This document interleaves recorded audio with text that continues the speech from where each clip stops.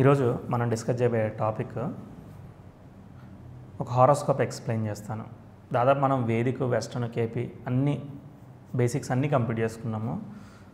ఒక 5 హారోస్కోప్స్ మొత్తం కంప్లీట్గా పర్పస్ లేదు, ఏమీ లేదు, డైరెక్ట్గా కంప్లీట్గా ఎక్స్ప్లెయిన్ చేయాలని అనుకున్నాను. ఎందుకనంటే మామూలుగా అసలు హారోస్కోప్ ఎలా రీడ్ చేయాలనేది తెలియాలిగా బేసిక్గా, అందుకోసం అది రీడ్ చేయాలనుకున్నాను. మళ్ళీ ఎప్పుడు కూడా ఇలా పర్పస్ లేకుండా అయితే ఏ హారోస్కోప్ రీడ్ చేయను. ఇది కేవలం మీకు అర్థం కావాలనే ఉద్దేశంతోనే ఇదంతా కూడా రీడ్ చేసి చెప్తున్నాను. ఏ జాతకమైనా చూడాలనంటే ఫస్ట్ ఏం చూస్తాము, ఎందుకోసం చూస్తాము అనేది మనకి ఒక ఐడియా ఉండాలి. ఎందుకోసం చూస్తామనే విషయం లేకుండా, అంటే ఇప్పుడు మ్యారేజ్ కోసం చూస్తున్నామా, లేదంటే ఇల్లు కట్టుకోవడం కోసం చూస్తున్నామా, దేనికోసం చూస్తాము అనే ఒక పర్పస్ లేకుండా ఏ హారోస్కోప్ కూడా రీడ్ చేయకూడదు. అది నెంబర్ 1 రూల్ గుర్తుపెట్టుకోండి. రెండోది, ఒక హారోస్కోప్ రీడ్ చేస్తుంటే ఫండమెంటల్స్ ఏంటిది అనేది మనం ఒక 200 క్లాసులు చెప్పుకుని ఉంటాం. అవన్నీ గుర్తులేకపోయినా మినిమం ఒక 5 నుంచి 10 రూల్స్ గుర్తుపెట్టుకోవాలి. అన్ని రూల్స్ గుర్తుపెట్టుకోలేం కాబట్టి ఒక 4 రూల్ ఫస్ట్లో గుర్తుపెట్టుకొని తర్వాత ఇంకో 4 రూల్ రెండో హారోస్కోప్ ప్రాక్టీస్ చేసేటప్పుడు ఇంప్రూవైజ్ చేసుకోవాలి. అన్నీ ఒకేసారి చేయాలంటే కుదరదు. స్టార్టింగ్లో ఎలా ఉంటుందనంటే, నేను కూడా స్టార్టింగ్లో ఏం చేసేవాడిని అంటే, ఓ జాతక చక్రం పెట్టుకుని గ్రహస్థితి అంతా కూడా మనం ప్రింటో లేదంటే పేపర్ మీద రాసుకుని పక్క పెట్టుకోవాలి. పెట్టుకున్న తర్వాత ఒక బేసిక్ ఆస్ట్రాలజీ బుక్ ఉంటుంది కదా, మనకు సారావళో పరాశర ఏదో ఒక బుక్, అది తీసుకుని ఈ రాశిలో ఈ గ్రహం ఉంటే ఏంటి, ఈ నక్షత్రంలో ఈ గ్రహం ఉంటే ఏంటిది, జస్ట్ ఊరికే పేపర్ మీద అంతా కూడా మనం రాసుకోవాలి. అప్పుడు అసలు ఆ జాతక చక్రానికి సంబంధించి ఒక 15 పాయింట్లు 20 పాయింట్లన్నా మనం క్యారెక్టరిస్టిక్స్, ఆ నేచర్ ఎలాంటిది, ఆ గ్రహం ఆ రాశిలో ఉంటే ఏంటిది అనేది ఒక కొంచెం అన్నా కూడా చెప్పగలుగుతాం అనమాట. అప్పుడు మనకి కొంచెం స్టెప్ బై స్టెప్ ఇంప్రూవ్ అవుతుంది. ఈ పాయింట్ నేను స్టార్టింగ్ కూడా చెప్పాలి, మళ్ళీ కూడా చెప్తున్నాను. ఇప్పుడు ఏదన్నా ఒక ఎగ్జాంపుల్ హారోస్కోప్ తీసుకునే ముందు జాతక చక్రం చూడగానే మనం ఏం చేయాలి, అనలైజ్ చేయాలంటే ఏం చేయాలి అనేది కొన్ని రూల్స్ ఊరికే రాస్తాను. ఓకే, తర్వాత మనం ఆ జాతకం చూసి ఏంటిది అనేది మాట్లాడదాం. ఓకే,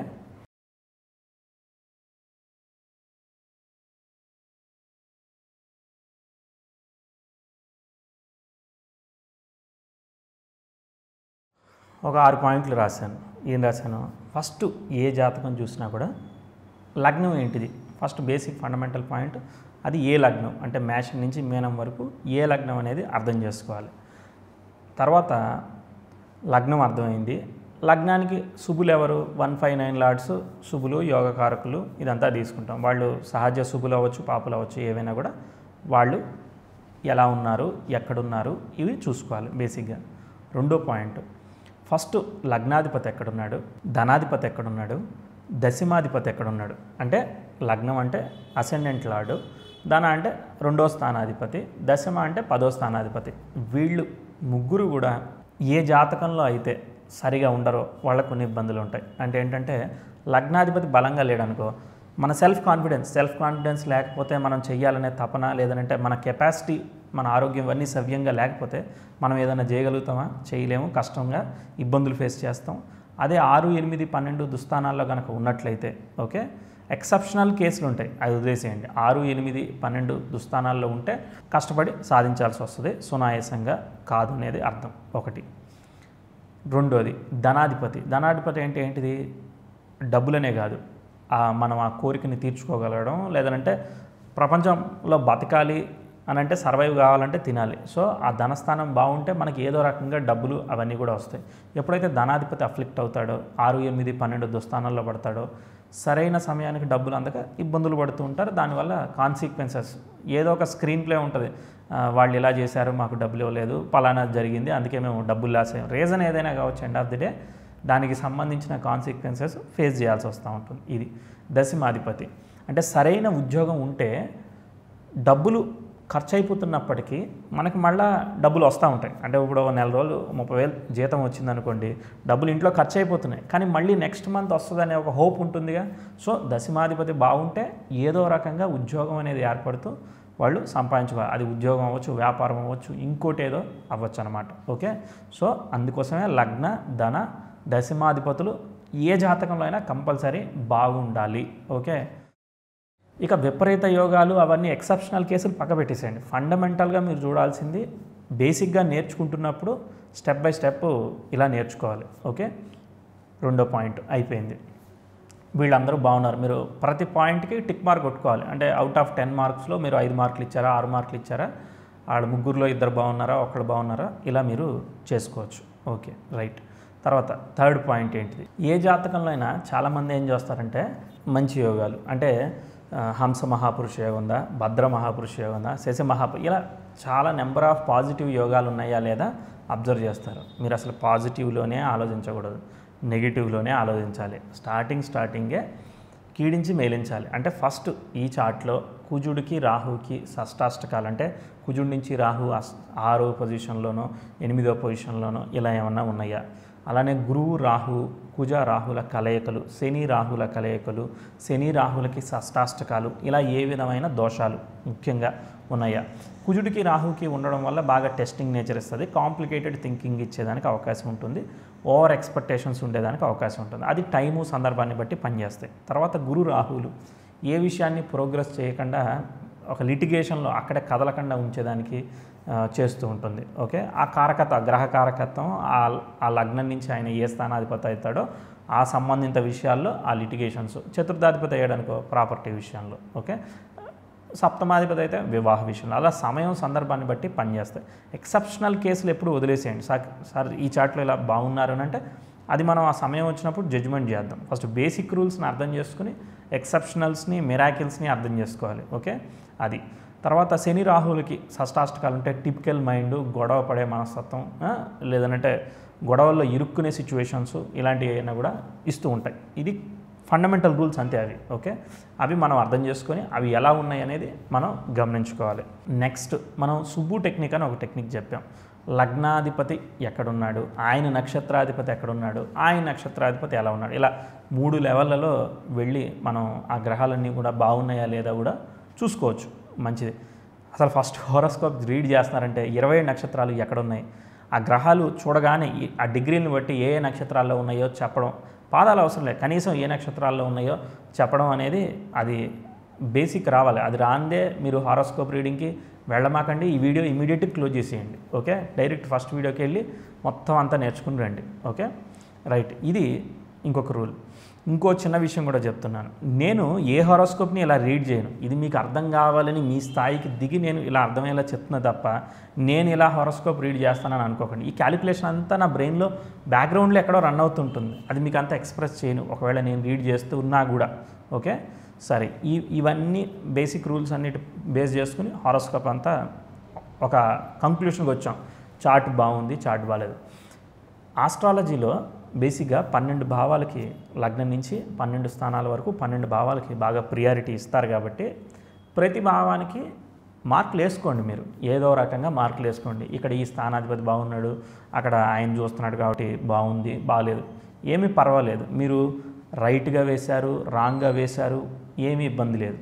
ఎందుకనంటే మీరు ఫస్ట్ వేయగలుగుతున్నారు, అదే చాలు. ఓకే, అలా వేసినప్పుడు మీరు ఏం చేస్తారంటే మన చుట్టాలవో ఫ్రెండ్సో ఫస్ట్ ఒక 10 హోరోస్కోప్లు రీడ్ చేస్తాం, వాళ్ళు మనకి ఫీడ్బ్యాక్ ఇచ్చేస్తారు ఇమీడియట్గా. వాళ్ళు ఏమీ మనకి అబద్ధం చెప్పేది ఏముంటుంది. సో బాబు ఇది నువ్వు కరెక్ట్, వాళ్ళకి ఎక్స్పీరియన్స్ అంటే వాళ్ళ జీవితం 10 ఏళ్ళలో 15 ఏళ్ళలో 20 ఏళ్ళలో వాళ్ళు ఎక్స్పీరియన్స్ చేసిన దాన్ని బట్టి యాజ్ ఆఫ్ నౌ నేనైతే ఇది ఫేస్ చేయలేదు అని చెప్పచ్చు. మేబీ మీ రూల్ తప్పవచ్చు, తప్పకపోవచ్చు. ఓకే, అందుకని ఏజ్ 20 నుంచి 40-45 వరకు ఉన్న చార్ట్స్ని మనం రీడ్ చేస్తూ ఉంటే లైఫ్ అనేది ఒక్కొక్క లెవెల్లో ఒక్కొక్క రకంగా ప్రోగ్రెస్ అవుతుంది. కాబట్టి ఆ లెవెల్లో మనం జడ్జిమెంటు, అసెస్మెంట్, ఎందుకంటే ఒక మనిషి మెచ్యూరిటీ లెవెల్ అనేది 20కి రకంగా ఉంటుంది, 30కి, 40కి, 50కి, ఇలా టైం బట్టి వాళ్ళ ఏజ్ని బట్టి వాళ్ళ ఎక్స్పీరియన్సెస్ బట్టి సిచ్యువేషన్స్ని ఎక్స్పీరియన్స్ చేయడం జరగడం, లైఫ్లో చాలా జరగడం ఇవన్నీ జరుగుతాయి. కాబట్టి ఒక్కొక్క చార్ట్ని ఎక్స్పీరియన్స్ చేసినప్పుడు ఆటోమేటిక్గా యాజ్ ఏ ఆస్ట్రాలజర్ మీరు ఆ ఏజ్లో ఉంటే ఎలాంటి సిచ్యువేషన్స్ ఉంటాయి అనేది ఆటోమేటిక్గా మీరు ఆ లెవెల్కి వెళ్ళిపోతారు, అర్థమైపోద్ది. ఓకే, ఫైనల్గా మనకు ఐడియా వచ్చింది. హారోస్కోప్ రీడ్ మొత్తం మనం అనలైజ్ చేసిన పాయింట్స్ ద్వారా ఆ 12 భావాల గురించి కూడా ఇది బాగుంది, ఇది బాగుందని ఒక ఐడియా చేసుకున్నాం. ఇగో ఇక్కడ ప్రాబ్లం ఉందని ఒక ఎస్టిమేషన్, ఏదో ఎస్టిమేషన్ చేసుకున్నాం. అది మనం అనుకుంది కరెక్ట్ అవ్వచ్చు, రాంగ్ అవ్వచ్చు, ఏం ఫీల్ అవ్వకండి. నెక్స్ట్ ఫైనల్గా మనకు వెస్ట్రన్ ఆస్పెక్ట్స్ ఉన్నాయిగా, అన్నిటికీ ఏ కారకత్వాలు అన్నీ చెప్పున్నాను, ఆ ఏ భావంలో ఉన్నాయి, ఏ గ్రహాల మధ్య ఆ డిస్టెన్స్ వల్ల ఎలాంటివి వస్తాయి, దాని ద్వారా కూడా మనకి క్యారెక్టరిస్టిక్స్ ఇప్పుడు నేను చెప్పాను అన్నీ రాసుకునే చూడకుండా ఇంకా ఈజీ టెక్నిక్ అనమాట. ఇక వెస్ట్రన్ ఆస్పెక్ట్స్తో రిజల్ట్ క్యారెక్టరిస్టిక్స్ చెప్తున్నాం అంటే మోస్ట్లీ అవి 90% సరిపోతూ ఉంటాయి. ఓకే, కనీసం ఒక 60-70% కనిపిస్తే సరిపోతే చాలు. 100% ఎవరన్నా మీకు చెప్పారని అంటే వాళ్ళు మీకు అబద్ధం చెప్తున్నారు అన్నట్టు. 100% ఎవరు చెప్పలేరు. ఫైనల్గా మనకి ప్రోగ్రెషన్స్ ఎలా ఉన్నాయి, ఆ దశ ఎలా ఉంది, అప్కమింగ్ దశలు ఎలా ఉన్నాయి అనేది చూడాలి. ఒక సింపుల్ ఎగ్జాంపుల్ చెప్తాను చూడండి. మిథున లగ్నం పునర్వసు నక్షత్రంలో పుట్టాడు జాతకుడు, ఏ 2వ పాదంలోనో 3వ పాదంలో. తర్వాత చూడండి, మిథున లగ్నానికి ఆ గురు నక్షత్రం తర్వాత ఏమేమి వస్తాయి, శని దశ వస్తుంది, తర్వాత బుధ దశ వస్తుంది. ఓకే, బుధుడు తర్వాత కేతు తర్వాత మళ్ళీ శుక్రుడు. అంటే ఆ దశలన్నీ కూడా ఆ లగ్నానికి చాలా అద్భుతంగా యోగకారకంగా ఉన్నాయన్నమాట. సో ఇలా ఆ దశలు ఫేవరబుల్, ఆ లగ్నానికి దశలు ఫేవరబుల్ దశలు పడితే దానికి తోడు ఆ గ్రహాల జాతకంలో బాగుంటే ఎక్స్ట్రాడినరీగా వర్కౌట్ అయిపోతూ ఉంటుంది. ఓకే, ఇది జస్ట్ ఒక సింపుల్ రూల్ అంతే. బట్ ఇక మనం ఇప్పుడు ఒక ఎగ్జాంపుల్ చార్ట్లోకి వెళ్ళిపోదాం. నేను చెప్పిన ఈ 5 పాయింట్లని ఫాస్ట్గా వెరిఫై చేసేస్తాను. సరే, హారోస్కోప్ స్టార్ట్ చేద్దాం. శని గురించి ఒక చిన్న పాయింట్ చెప్తాను. శని అంటే ఏంటంటే రిపీట్, అంటే మళ్ళీ చేస్తే కానీ సక్సెస్ అవ్వడు. ఓకే, ఒకటి. రెండోది ఏంటిదనంటే స్లోగా సక్సెస్ అవుతాడు. ఇంకో పాయింట్ ఏంటంటే రిజెక్షన్, నువ్వు ఏదైనా తీసుకుని వెళ్ళి నా నచ్చలేదు అంటాడు. ఓకే, సో రిజెక్షన్కి కూడా కారకుడు ఫస్ట్లో రిజెక్ట్ చేస్తాడు, 2-3 సార్లు రిజెక్ట్ చేస్తాడు, తర్వాత కానీ యాక్సెప్ట్ చేయలేదు. ఇది సాటర్న్ గురించి ఒక చిన్న 2-3 పాయింట్లు. ఇప్పుడు ప్రజెంట్ లగ్నం ఏంటంటే వృశ్చిక లగ్నం. ఓకే, ఈ వృశ్చిక లగ్నానికి లగ్న పంచమ భాగ్యాధిపతులు ఎవరు, అసలు ఎక్కడున్నారు, ఎలా ఉన్నారు ఒకసారి చూద్దాం. తర్వాత ధన దశమాధిపతులు ఎలా ఉన్నారో కూడా చూద్దాం. వృశ్చిక లగ్నానికి లగ్నాధిపతి కుజుడు అనమాట. ఓకే, సో కుజుడు అనేవాడు 9లో నీచంలో ఉన్నాడు. ఇదే కదా మనం సాంప్రదాయంలో మాట్లాడుకునేది, 9లో ఉన్నాడు. సో నీచంలో ఉన్నాడు, ఉచ్చులో ఉన్నాడు పక్క పెడితే పొజిషన్ అనేది ఎక్కడ ఉంది, 6, 8, 12 స్థానాల్లో లేదు, ఒకటి. తర్వాత వృశ్చిక లగ్నానికి 9వ స్థానం బాధక స్థానం, చాలా కేర్ఫుల్గా కన్సిడర్ చేయాలి. తర్వాత ఈ కుజుడు అనేవాడు అక్కడ నీచంలో ఉంటూ 9లో ఉన్నప్పటికీ 8వ స్థానాధిపతి అయిన బుధుడి యొక్క నక్షత్రంలో ఉన్నాడు. సో కాబట్టి అది 9లా కాకుండా 8లాగా పనిచేస్తూ ఒక రకంగా, అంటే 9 పాజిటివ్గా పనిచేస్తుంది. ఎందుకు, దానికి 8 ఉండడం వల్ల. ఎందుకంటే అష్టమాధిపతి నక్షత్రంలో ఉంటూ 9లో స్థితి పొందడం వల్ల అడ్వాంటేజ్. అంటే డైరెక్ట్గా 8లో లేడు, 9లో ఉంటూ 8 సిగ్నిఫై చేస్తున్నాడు అనమాట. ఇక్కడ మనం అది అర్థం చేసుకోవాలి. అంటే కానీ డైరెక్ట్గా 8లో ఉండడం అది నేను పాజిటివ్గా చెప్పట్లేదు. ఓకే, 9లో ఉంటూ 8ని సిగ్నిఫై చేయడం వల్ల పాజిటివ్. సో లగ్నాధిపతి బాగున్నాడు, పాజిటివ్గా ఉన్నాడు. ఎప్పుడైతే లగ్నాధిపతి 9లో ఉంటాడో దూర ఆలోచనలు, ఫ్యూచర్ థింకింగ్ ఇలాంటివన్నీ కూడా ఇస్తాడు. ఓకే, తర్వాత 9లో కుజుడు పాపగ్రహమై అక్కడ ఉన్నాడు. ఏం చేస్తాడు, బేసిక్గా 9లో మ్యాల్ఫిక్స్ ఉంటే ఎలా ఉంటుంది, ఎక్స్పెక్టేషన్స్ ఎక్కువగా ఉంటాయి, గ్రీడీనెస్ ఉంటుంది, అలాంటిది అంతా ఇచ్చేదానికి అవకాశం ఉంటుంది. రైట్. తర్వాత నెక్స్ట్ పంచమాధిపతి ఎవరు, గురువు. ఓకే, గురువు అనేవాడు మేషంలో 6వ ఇంట్లో ఉన్నాడు. శుభగ్రహాలు గురు శుక్రులు కనుక 6వ స్థానంలో ఉంటే దాన్ని భృగు షట్క దోషంగా చెప్తాం. సరే, బాగోలేదని అనుకుందాం. ఓకే, కానీ దాని రాశి ఏంటిది, గురువుకి మేష రాశి చాలా బ్రహ్మాండమైన క్షేత్రం. సో అది చాలా పాజిటివ్ అన్నమాట. తర్వాత నెక్స్ట్ భాగ్యాధిపతి చంద్రుడు. ఓకే, సో చంద్రుడు అనేవాడు మకరంలో 3యంలో 2వ భావంలో ఉన్నాడు. సో ఎప్పుడైతే భాగ్యాధిపతి లగ్నాధిపత్య చూడబడుతున్నాడో అది చాలా మంచి యోగం. ఓకే, అంటే ఒక రకంగా కుజుడు నీచంలో ఉంటూ ఆ స్థానాధిపత్య చూడబడడం కూడా ఆ నీచం అనేది భంగమయ్యేదానికి, అది పాజిటివ్గా రిజల్ట్ ఇచ్చేదానికి కూడా కారణమవుతూ ఉంటుంది. అంటే లగ్నాధిపతి భాగ్యాధిపతులే ఒకళ్ళ ఆస్పెక్ట్ అనేది లక్కు, ఫార్చ్యూను ఇదంతా కూడా చెప్తూ ఉంటుంది. అలానే ఈ చార్ట్లో చూడండి, 3యాధిపతి భాగ్యస్థానంలో, భాగ్యాధిపతి 3య స్థానంలో పరివర్తనం చెందారు, వాళ్ళ రాశుల పరివర్తనం చెందారు.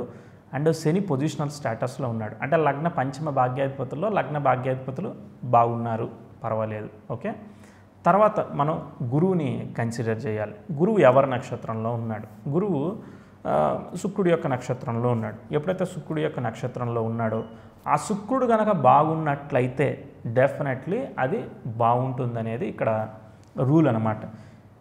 వృశ్చిక లగ్నానికి సప్తమాధిపతి అయిన శుక్రుడు సప్తమంలో ఉన్నాడు, అది యోగమేనా కాదా? డెఫినెట్లీ అది మంచిదే. ఎప్పుడైతే ఆ శుక్రుడు అలా కేంద్రంలో ఉంటూ లగ్నాన్ని చూస్తున్నాడో మంచి లగ్జరీస్ కంఫర్ట్స్ ఇస్తాడు. దానివల్ల గురువు ఇండైరెక్ట్గా బాగుండడం జరిగింది. డైరెక్ట్గా గురువు అనేవాడు 6th ఉండడం ఇబ్బంది, కానీ అక్కడ కేతుతో కూడా కలిసి ఉన్నాడు. సో నోడ్ సైన్స్తో కలిసి ఉన్నాడు కాబట్టి అది మంచి ఫలితాన్ని ఇచ్చేదానికి అవకాశం ఉంది. సరే, ఫస్ట్ ఫండమెంటల్ రూల్, లగ్న పంచమ భాగ్యాధిపతులు బాగానే ఉన్నారు, పంచమాధిపతి కొంచెం డౌట్ఫుల్గా ఉన్నాడు మన థింకింగ్లో, అంతే. ఓకే, సరే. రెండో రూల్ ఏంటిది? ధనాధిపతి దశమాధిపతులు బాగుండాలి, బాగున్నప్పుడే అది బాగుంటుంది అనేది చెప్తున్నాడు. ధనాధిపతి ఎవరు ఈ లగ్నానికి? వృశ్చిక లగ్నానికి ధనాధిపతి గురువే. సో ధనాధిపతి ఎలా ఉన్నాడు? 6వ స్థానంలో ఉన్నాడు, పర్వాలేదు. ధనాధిపతి 6లో 2, 6, 10 స్థానాల్లో ఉండొచ్చు. శుభగ్రహం కాబట్టి 6లో ఉండడం చిన్న చిన్న ఇబ్బంది. గురువు షట్క దోషం ఏమీ లేదు. గురువు కనుక 6వ ఇంట్లో ఉంటే 6 అనేది ఏంటిది? 7వ స్థానానికి వ్యయభావం కాబట్టి, సార్ నాకు ఏదో ప్రాబ్లం ఉందని చెప్పి ఆయన దగ్గరికి వెళ్ళారనుకో, సరే అని చెప్పి డబ్బులు ఇచ్చేయడం, వదిలేయడం. అంటే డబ్బుల్ని అంటే అంత ఈజీగా కన్విన్స్ అయిపోతారు, ఒక మంచి రీజన్ కోసం కన్విన్స్ అయిపోయి ఇచ్చేయడం, ఇలాంటివన్నీ కూడా ఉంటాయి ఆ 6లో ఉండడం. అందుకోసమే 6లో పాపగ్రహాలు ఉంటే డబ్బుల్ని గట్టిగా పట్టుకుని మొండిగా సేవ్ చేసేవాళ్ళు అయి ఉంటారు. అదే అందుకోసం 6లో పాపగ్రహాలని వాళ్ళు సజెస్ట్ చేసేది. అలానే 6లో ఇంకోటి ఏంటిది? ఆరాట పోరాట శక్తి ఇదంతా బాగుంటుంది కాబట్టి 6లో కనుక పాపగ్రహాలు ఉంటే అది డబ్బులే కాదు, ఎదుటి వాళ్ళ మీద సాధించుకోగలడం, ప్రాబ్లమ్స్ వచ్చినప్పుడు దాన్ని ఎదుర్కోగలగడం, ఇవన్నీ కూడా కెపాసిటీస్ ఇస్తాడు. ఇక్కడ చూడండి, గురువు ఒక్కడే లేడు ఆ 6లో, కేతు కూడా ఉన్నాడు. సో ఎప్పుడైతే కేతు కుజుడికి ఏజెంట్గా బలంగా ఉన్నాడో అది ఇంకా పాజిటివ్గా కూడా పనిచేస్తుంది. అంటే పూర్తి స్థాయిలో డబ్బులు లూజ్ అవుతాడని కాదు, కేతు కూడా ఉండడం వల్ల ప్లస్ పాయింట్, పర్వాలేదు. ధనాధిపతి యావరేజ్గా ఉన్నాడు. ఓకే, తర్వాత దశమాధిపతి ఎలా ఉన్నాడు? ధన భావంలో మాత్రం చంద్రుడు ఉన్నాడు, దాన్ని మీరు గమనించాలి. ఓకే, చంద్రుడు బాధకాధిపతి అయ్యి వృశ్చిక లగ్నానికి దశమాధిపతి నక్షత్రంలో ఉన్నాడు. అసలు ఎక్సలెంట్ అంటే ఎక్సలెంట్. ఎప్పుడైతే బాధకాధిపతి దశమాధిపతి నక్షత్రంలో వృశ్చిక లగ్నానికి ఉంటాడో డెఫినెట్లీ అది పాజిటివ్ రిజల్ట్ ఇస్తుంది, చాలా మంచి ప్రోగ్రెస్ ఇస్తుంది. అబ్బాయి పుట్టిన తర్వాత, అంటే లగ్నాధిపతి భాగ్యాధిపతిని చూస్తున్నాడు కాబట్టి ఈ జాతకుడు అబ్బాయి, ఈ అబ్బాయి పుట్టిన తర్వాత వాళ్ళ ఫాదర్కి ఫ్యామిలీలో ఇంప్రూవ్మెంటు, ప్రోగ్రెస్ ఇవన్నీ సిగ్నిఫై చేస్తాం. అలానే ఈ వ్యక్తికి కూడా, జాతకుడు కూడా ఉద్యోగంలో చాలా మంచి లక్కు, ప్రోగ్రెస్ ఇవన్నీ ఉంటాయి అనేది చెప్తున్నాడు. తర్వాత దశమాధిపతి అనేవాడిని చూడాలి.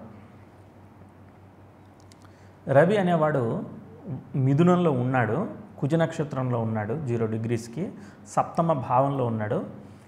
దశమాధిపతి అనేవాడు సప్తమ భావంలో ఉండడం మంచిది. మనం రాశుల్లో చూసుకుంటే అష్టమంలోకి వెళ్ళిపోయాడు అనుకుంటాం, కానీ ఆయన అష్టమంలో లేడు. 0 degrees అంటే ఆయన వృషభంలో నుంచి జస్ట్ ఎంటర్ అయ్యాడు, ఆ భావం కూడా అది లేదు. కాబట్టి దశమాధిపతి సప్తమ స్థానంలో ఉంటే సామాజిక సంబంధాలు, మళ్ళీ సప్తమ భావాధిపతితో అంటే సప్తమాధిపతి అయిన శుక్రుడితో కూడా చాలా ర్యాపిడ్గా కలిసి ఉన్నాడు. అదేమి మళ్ళీ దోషమేమి కాదు, ఎందుకంటే శుక్రుడికి అది స్వక్షేత్రం కాబట్టి కంబషన్ ఏమి ఉండవు. సో కాబట్టి అదంతా బాగానే ఉంటుంది. ఎప్పుడైతే సప్తమ దశమాధిపతుల కలయిక అది అందులోనూ సప్తమంలో కేంద్రంలో పడుతుందో ఆఫ్టర్ మ్యారేజ్ మళ్ళీ ఒక significant step, improvement, progress signify చేస్తాడనమాట. మంచిదే, ఇబ్బంది ఏమీ లేదు.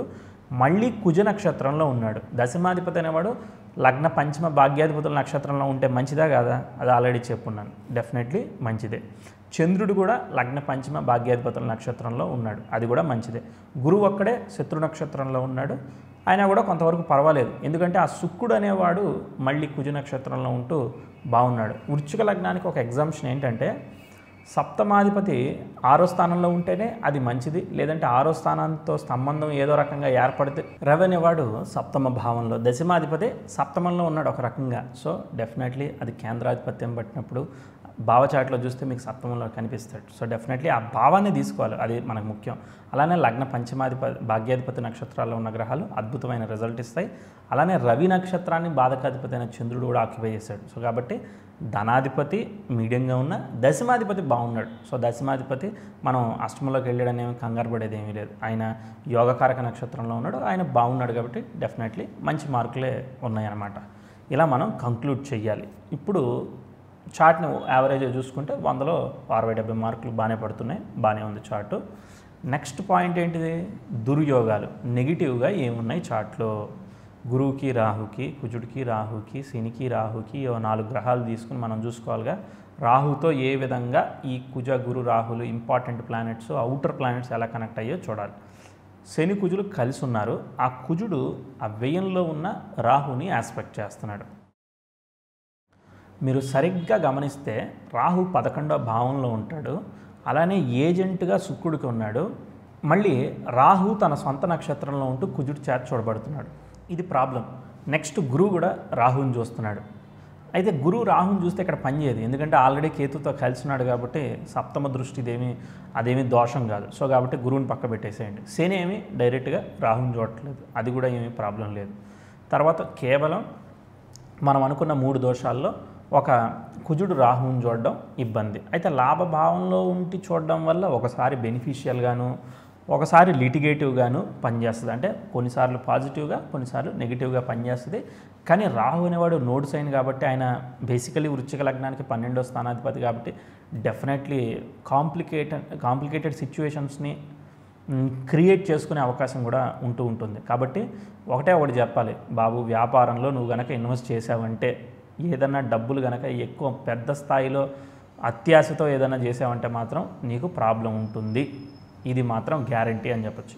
ఏ లగ్నమైనా తీసుకోండి, వ్యయంలో ఉన్న రాహుని కుజుడు చూసిన హారోస్కోప్ మీరు ఒక 10,000 హారోస్కోప్స్ అయినా చూడండి. ఇదొక బ్లైండ్ రూల్ అనమాట, అంతే. ఓకే, ఇది కంపల్సరీ ఉంటుంది. రైట్. కొంతమందికి క్వశ్చన్ ఏంటిదనంటే, ఇప్పుడు మనలోనే అలాంటి కాంబినేషన్స్ ఉంటాయి. ఇప్పుడు నా పరిస్థితి ఏంటిది సార్? ఇప్పుడు మీరు చెప్పి నన్ను భయపెడుతున్నారు. నేను బ్రహ్మాండమైన బిజినెస్ చేస్తున్నాను 5 ఇయర్స్ నుంచి, వెరీ సక్సెస్ఫుల్గా ఉన్నా, నాకేమీ ప్రాబ్లం లేదు. బిజినెస్ అన్నాక నేను ఇప్పుడు మళ్ళీ ఇన్వెస్ట్ చేస్తాను. సో ఇన్వెస్ట్ చేస్తే ఎలా? నేను అదే చెప్తున్నా, నువ్వు బిజినెస్ చేయడం వల్ల సమస్య ఏమీ లేదు.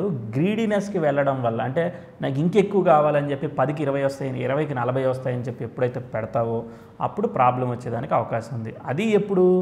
ఆ గురువులో రాహు, కుజుడిలో రాహు, ఇలా చిత్రదశలు జరుగుతుండగా, శనిలో రాహు, ఇలా ఏదో ఒక ఆ కాంబినేషన్స్ జరుగుతున్న టైంలోనే ఎస్పెషల్లీ ఇలాంటి టెండెన్సీ మనలో పెరుగుతుంది. ఓకే, ఇప్పుడు ఫర్ ఎగ్జాంపుల్ ఒక కంచంలో ఒక 4 స్వీట్స్ ఉన్నాయి, ఒక 4 కూరలు ఉన్నాయి, ఒక కూర ఏమో బాగా కారంగా ఉంది, ఇవన్నీ తింటున్నారు, స్వీట్ ఎంజాయ్ చేస్తున్నారు. ఓకే, మీకు ఆ కారంగా ఉన్న కూర వచ్చినప్పుడే మీరు దాన్ని ఎక్స్పీరియన్స్ చేస్తారా?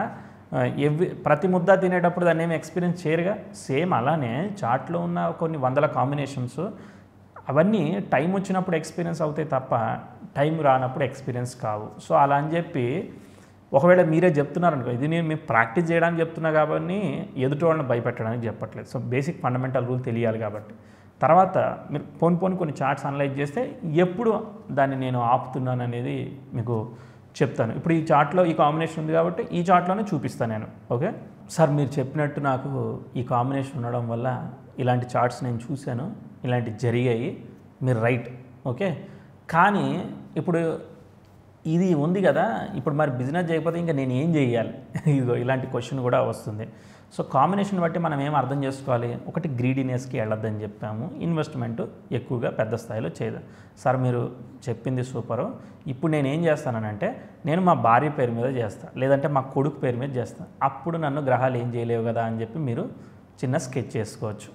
ఎవరు చేస్తున్నారు, ఎవరి ఆలోచన అయితే నువ్వు ఎవరి పేరు మీద అయినా పెట్టుకో, కాకపోతే ఎవరైతే ఎగ్జిక్యూట్ చేస్తున్నారో వాళ్ళ గ్రీడీనెస్ ఇన్ఫ్లుయెన్స్ అంతా ఉంటుందిగా. సో అది పనిచేస్తుంది.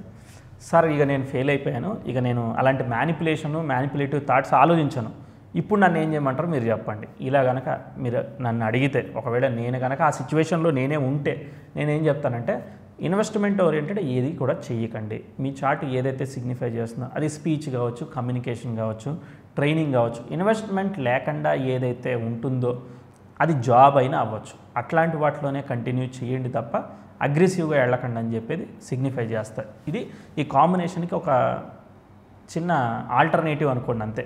ఓకే, ఆ ఫ్లోని అర్థం చేసుకోవాలి. మనం ఎదురైతే వెళ్ళేదానికన్నా అదే ఫ్లోలో కంఫర్టబుల్గా మన జర్నీని ప్లాన్ చేసుకోవాలి. రైట్. ఓకే, మనకు దుర్యోగాలు కూడా తెలిసిపోయాయి. అంటే ఒక్కొక్క పాయింట్ రీడ్ చేసుకుంటూ వస్తున్నాం కదా, లగ్న పంచమ భాగ్యాధిపతులు ఎలా ఉన్నారు, ధన దశమాధిపతులు ఎలా ఉన్నారు, నెగిటివ్ యోగాలు ఎలా ఉన్నాయి, ఇదంతా అయిపోయాయి. ఇప్పుడు క్యారెక్టరిస్టిక్స్, ఇది ఓన్లీ ఇక మనం బ్యాక్గ్రౌండ్లో మన సైడ్ మనం క్యాలిక్యులేషన్ చేసుకున్నాం తప్ప ఆయనకి పాపం ఆయన వచ్చాడు చెప్పించుకుందామని మనం ఏమీ చెప్పట్లేదు, ఇదంతా మనం అనుకుంటున్నాం అంతే, మన ఇద్దరం అనుకుంటున్నాం. ఇప్పుడు ఆయన కొన్ని పాయింట్లు చెప్దాం, ఎలా ఉంటుంది ఆ కాంబినేషన్స్ అనేది చెప్దాం. 2 విషయాలు మీరు బాగా గమనించాలి. Astrology is maturity related subject. Okay, మనం ఎంత మెచ్యూర్డ్ థింక్ చేస్తామో అంత మనం కరెక్ట్గా కన్వే చేయగలుగుతాం. మెచ్యూరిటీ లేకుండా ఏది పడితే అది మాట్లాడితే మనం మాట్లాడే మాటకు కానీ మనకు కానీ ఎవ్వరు కూడా ఒక్క 1% కూడా విలువ ఇయ్యరు. సో కాబట్టి మనం బుక్లో రాసింది బుక్లో రాసినట్టు కనుక నువ్వు చెప్తే ఖచ్చితంగా మనల్ని కొడతారు, దానిలో డౌట్ ఏమీ లేదు. ఓకే, దాన్ని ఎలా అర్థం చేసుకోవాలి, ఏ సందర్భంలో ఎలా అర్థం చేసుకోవాలనే మెచ్యూరిటీ మనకు ఉండాలి, అది ఇంపార్టెంట్. ఓకే, సో నేను సింపుల్గా కాంబినేషన్, నేను ఇప్పుడు ఈ మాటలు ఎందుకు చెప్పాను అనేది మీరు నెంబర్ ఆఫ్ చార్ట్స్ మీరు చదువుతుంది రాసుకుంటూ ఉంటే మీకు తెలుస్తూ ఉంటుంది, దాన్ని ఎలా కన్వే చేయాలో కూడా అర్థం కాదనమాట. ఇక్కడ మరి చెప్పాలో వద్దో తెలియదు కానీ మనుషులు రకరకాలుగా ఉంటారు, పాజిటివ్గా ఉండొచ్చు, నెగిటివ్గా ఉండొచ్చు, డీప్ నెగిటివ్గా ఉండొచ్చు. కొంతమందికి పాజిటివ్ చెప్తేనే నచ్చుతుంది, కొంతమందికి నెగిటివ్ చెప్తేనే నచ్చుతుంది, కొంతమందికి అసలు నెగిటివ్ ఉంటే నాకు జాతకం వద్దు సార్, ఇలాంటి యాటిట్యూడ్లో కూడా ఉంటూ ఉంటారు. ఓకే, ఒకటి ఏంటంటే హారోస్కోప్ రీడింగ్ గురించి మనం వెళ్ళి ఎవరిని అడగకూడదు. నీ ప్రాక్టీస్ స్టేజ్లో నువ్వు ఎవరినైనా అడుగు, అది ఓకే, అది నీకు నేర్చుకోవడం కోసం, నువ్వు అనలైజ్ చేసుకోవడం కోసం వాళ్ళని రిక్వెస్ట్ చేయి, బాబు నేను ఇది ట్రై చేస్తున్నాను, ప్రాక్టీస్ చేస్తున్నాను, నువ్వు తప్పుగా అనుకోకు, సో ఇది కరెక్టా కాదా అని చెప్పి మనం అనుకోవచ్చు, ఇది కేటగిరీ. తర్వాత మాత్రం చెప్పాలి అని అనుకున్నప్పుడు మాత్రం వాళ్ళు వస్తే మనం చెప్పాలి తప్ప మనకుగా మనం వెళ్ళి ఎవరికి నాకు వచ్చు నేను నీకు చెప్తాను నేను మ్యాజిక్ చేస్తానని చెప్పి మాత్రం ఎవరికి కూడా చేయకూడదు, అది మాత్రం లైఫ్లో గుర్తుపెట్టుకోవాల్సిన విషయం. నెక్స్ట్ ఇక చార్ట్లో క్యారెక్టరిస్టిక్స్ని ఈజీగా ఎలా రీడ్ చేయాలో చూపిస్తాను. బేసిక్గా నక్షత్రాల ద్వారానే కొంత అర్థమైపోద్ది, ఇంకా మనం వెస్టర్న్ ఆస్పెక్ట్స్ అలాంటి వాటిని అప్లై చేయడం వల్ల తెలుస్తుంది. చూడండి, ఇక్కడ లగ్నాధిపతి అనేవాడు తృతీయాధిపతితో కలిసి భాగ్యస్థానంలో ఉన్నాడు, అష్టమ భావంలో శని ఉన్నాడు. అష్టమంలో శని మళ్ళీ పొజిషనల్ స్టాటస్. వృశ్చిక లగ్నానికి ఎప్పుడైతే ఇర్రెస్పెక్టివ్ ఆఫ్ ఎనీ లగ్న శని గనక పొజిషనల్ స్టాటస్లో ఉంటే వాళ్ళు కొంత యారగెంట్గా మొండిగా ఉండేదానికి అవకాశం ఉంటుంది, ఇది ఒకటి గుర్తుపెట్టుకోండి. రెండోది, ఆ శని గనక ఆ లగ్నానికి పాప అయితే, అంటే ఉదాహరణకి సింహ లగ్నానికి శని పాపి కదా, వృశ్చిక లగ్నానికి శని పాపి కదా, అలా గనక మళ్ళీ పొజిషనల్ స్టాటస్లో ఉంటే యారగెంటే డబల్ పర్సంటేజ్ ఉంటుంది, 100 అనుకుంటే 200 రెట్లు ఉంటుంది. రెండోది. మూడో పాయింట్, శని పొజిషనల్ అంటే స్వనక్షత్రంలో లేకపోయినా ఆయన కనుక వక్రిస్తే, అంటే పుట్టిన జాతకంలో కానీ పుట్టిన ఒక 15-20 రోజుల లోపు కానీ వక్రిస్తే, ఆయన వితిన్ డేస్లో ఎలానో డైరెక్ట్ అవ్వడం 30 రోజుల్లో. సో కాబట్టి అలా గనక జరిగినా కూడా వాళ్ళకి యారగెన్సీ మొండితనం ఇచ్చేదానికి అవకాశం ఉంటుంది. అలానే తత్సంబంధిత భావాలు అంటే ఏంటిది, వృశ్చిక లగ్నానికి తృతీయ చతుర్థాధిపతి అష్టమ భావంలో ఉన్నాడు. చూడండి, మనకి రెండో చార్ట్లో ప్రోగ్రెషన్ చార్ట్లో 43 రోజులకి వేసాను అనమాట. అది అంటే ఆ 43 కంప్లీట్ అయ్యి 44 నడుస్తున్నట్టున్నాయి 2019కి. సో ఆ చార్ట్లో మనకేమీ శని వక్రత్వంలో లేడు, వెరీ గుడ్. సో ఇక్కడ వక్రత్వం ఏమీ లేదు. సో కాబట్టి జస్ట్ మనం 100, 200, 300 మార్కులు అనుకుంటే 100 మార్కుల యారగెన్సీ ఉన్నది. ఓకే, సరే. లగ్నాధిపతి తృతీయాధిపతితో ఏ జాతకంలో కలుస్తాడో మంచి మాటకారి అయి ఉంటాడో, మంచి కమ్యూనికేషన్ స్కిల్స్ వస్తాయి, ఎవరితో అయినా కూడా బ్రహ్మాండంగా మాట్లాడగలిగే కెపాసిటీ ఇస్తుంది. ఓకే, ఇది అష్టమ భావం అయినప్పటికీ 9లాగా కూడా పనిచేస్తుంది. ఎప్పుడైతే లగ్నాధిపతి భాగ్యస్థానంలో ఉన్నాడో, చతుర్థాధిపతితో కలిసి ఉన్నాడో, చతుర్థాధిపతి లగ్నాధిపతి కలిసి భాగ్యస్థానంలో ఉండడం ప్రాపర్టీసు, గృహయోగం ఇలాంటివన్నీ చెప్తుంది కదా. సో మంచి ఎస్టాబ్లిష్మెంటు, మంచి ప్రోగ్రెస్ ఇదంతా కూడా కలగజేసేదానికి అవకాశం ఉంటుంది. ఇంకోటి, చతుర్థం తల్లి, భాగ్యస్థానం తండ్రి, అంటే ఈ జాతకుడి యొక్క తల్లిదండ్రులు ఇద్దరితో కూడా ఈ అబ్బాయికి రిలేషన్షిప్ బాగుంటుందని, తర్వాత వీళ్ళు మంచిగా ప్రోగ్రెస్ అవుతారనేది జనరల్ కాంబినేషన్. సో కాబట్టి బాగుంటుందని చెప్పచ్చు. తర్వాత బాగుంటుంది అనేది ఏ స్థాయిలో ఉంటుంది అనేది మళ్ళీ డిపెండ్స్ ఆన్ దశ, భుక్తి, వాటిని బట్టి డిసైడ్ చేద్దాం. ఫస్ట్ ఊరికే జస్ట్ అజంప్షన్స్ అనమాట, క్యారెక్టరిస్టిక్స్. తర్వాత చంద్రుడు ఎప్పుడైతే కుజుడు చేత చూడబడుతున్నాడో అది ఇర్రెస్పెక్టివ్ ఆఫ్ ఎనీ లగ్నం, ఎమోషనల్ నేచర్ ఇస్తుంది. నచ్చితే చేయడం, నచ్చకపోతే వదిలేయడం. తర్వాత చంద్రుడు క్షీణచంద్రుడా పూర్ణచంద్రుడా అబ్జర్వ్ చేయండి. ఓకే, సో చంద్రుడు పూర్ణచంద్రుడే, అంటే పౌర్ణమి తర్వాత 2-3 రోజుల తర్వాత అయి ఉంటుంది. కృష్ణపక్ష తృతీయ అంటే పౌర్ణమి తర్వాత 3వ రోజు అనమాట. సో కాబట్టి రవిచంద్రుల మధ్య దూరాన్ని బట్టి రవిచంద్రులు 4-5 రాసులు దూరంగా ఉన్నారంటే అదేమి క్షీణచంద్రుడు కాదు. అది అటైనా శుక్లపక్షంలో అయినా కృష్ణపక్షంలో అయినా మీరేమి కంగారు పడాల్సిన అవసరం లేదు, భయపడాల్సిన అవసరం లేదు. ఖచ్చితంగా అది చంద్రుడు బలంగా ఉన్నాడు, కృష్ణపక్షంలో అయినా శుక్లపక్షంలో అయినా. అది ఈజీ, సింపుల్ రూల్. ఇప్పుడు ఎప్పుడైతే ఆ బలమైన చంద్రుడు మళ్ళీ ఇక్కడ మళ్ళీ లగ్నాధిపతిని చూస్తున్నాడో అది విశేషం. మళ్ళీ దశమాధిపతి నక్షత్రంలో ఉండడం విశేషం. దానివల్ల ఏంటంటే ఫ్యూచర్ థింకింగ్, ప్రొఫెషనల్ థింకింగ్, అంటే నేను ఉద్యోగంలో చాలా ఉన్నతమైన స్థితిలోకి వెళ్ళాలి, మంచి పొజిషన్లోకి వెళ్ళాలనేది కలగజేస్తాడు. తర్వాత చంద్రుడు ఉత్తరాషాఢ నక్షత్రంలో రవి నక్షత్రంలో ఉన్నాడు. ఇది కూడా ప్లస్ పాయింట్. సరే, మనకి ఎంత కొంత జాతకుడు గురించి ఒక చిన్న విషయం అన్నా తెలుసు కదా. సో ఈ జాతకుడు నేను చెప్తాను. ఈ జాతకుడు డాక్టర్ అనమాట. రవి నక్షత్రం అవ్వడం, ఆ చంద్రుడు బాధకాధిపతి దశమాధిపతి నక్షత్రంలో ఉండడం యాజ్ అ డాక్టర్గా చాలా బెనిఫిషియల్. అండ్ సర్జన్ కూడా ఈయన. ఓకే, సో సర్జన్ అంటే ఆపరేషన్స్ అవన్నీ చేస్తారనమాట సర్జన్ అంటే. దానికి బేసిక్ కాంబినేషన్ ఏంటంటే లగ్నాధిపతికి దశానాథుడికి ముఖ్యంగా 3, 8, 12 స్థానాలతో బలమైన కనెక్షన్ ఉంటుంది. కట్టింగ్ అనమాట, 8th హౌస్ కట్టింగ్. ఓకే, తర్వాత ఇది న్యాచురల్ జోడియాక్ సైన్లో 8th హౌస్ అయింది. వృశ్చికం బై డిఫాల్ట్ కట్టింగ్. తర్వాత మళ్ళా కుజుడు తృతీయాధిపతితోనే కలిసి ఉన్నాడు. అష్టమ భావంలో ఉన్న శనితో కలిసి ఉన్నాడు. సో కాబట్టి 8 కూడా వచ్చింది. అదొక్కటే కాదు, తర్వాత 12వ స్థానంలో ఉన్న రాహుని బలంగా ఆస్పెక్ట్ చేస్తున్నాడు. సో కనెక్షన్ అనేది స్ట్రాంగ్గా లగ్నాధిపతికి వచ్చేసింది. సర్జన్ అనే దానికి ఆ కాంబినేషన్ అనేది సరిపోయింది. తర్వాత మెడికల్ సర్జన్ అదంతా చెప్పుకోవడానికి రవి ఎనర్జీ యాడ్ అయిందిగా, ఎందుకంటే చంద్రుడు రవి నక్షత్రంలో ఉంటూ కుజుడిని చూస్తున్నాడు. సో ఇవన్నీ కూడా జనరల్గా సరిపోయాయి. ఇవేంటి పోస్ట్ మార్టర్ అంటే ఈయన సర్జన్ కాకముందే ఈయన సర్జన్ అయిపోతాడనేమి మనం ప్రిడిక్ట్ చేయలేదు. సర్జన్ అయిన తర్వాతే మనం ఈయన సర్జన్ అని చెప్తున్నాం, అది గమనించాలి. Okay, right. అది కూడా ఎలా ప్రిడిక్ట్ చేయాలనేది రేపు కెరియర్ సిరీస్ అవి వచ్చినప్పుడు చూద్దాం, కంగారు పడకండి. ఇప్పుడు మీరు 2వ జాతకం నేర్చుకుంటున్నారు అంతే, మీరేమీ ఆవేశపడడానికి వీల్లేదు. ఫస్ట్ హారోస్కోప్ ఎలా రీడ్ చేయాలో తెలియందే, అంటే అన్నప్రసన్న రోజు ఆవకాయ టైప్లో ముందే కంగారు పడకండి. సో ఫస్ట్ ఇది కంప్లీట్ చేద్దాం. రైట్, లగ్నాధిపతి తృతీయాధిపతితో కలిసి ఉండడం మంచిది, మంచి మాటకారే అని చెప్పాను.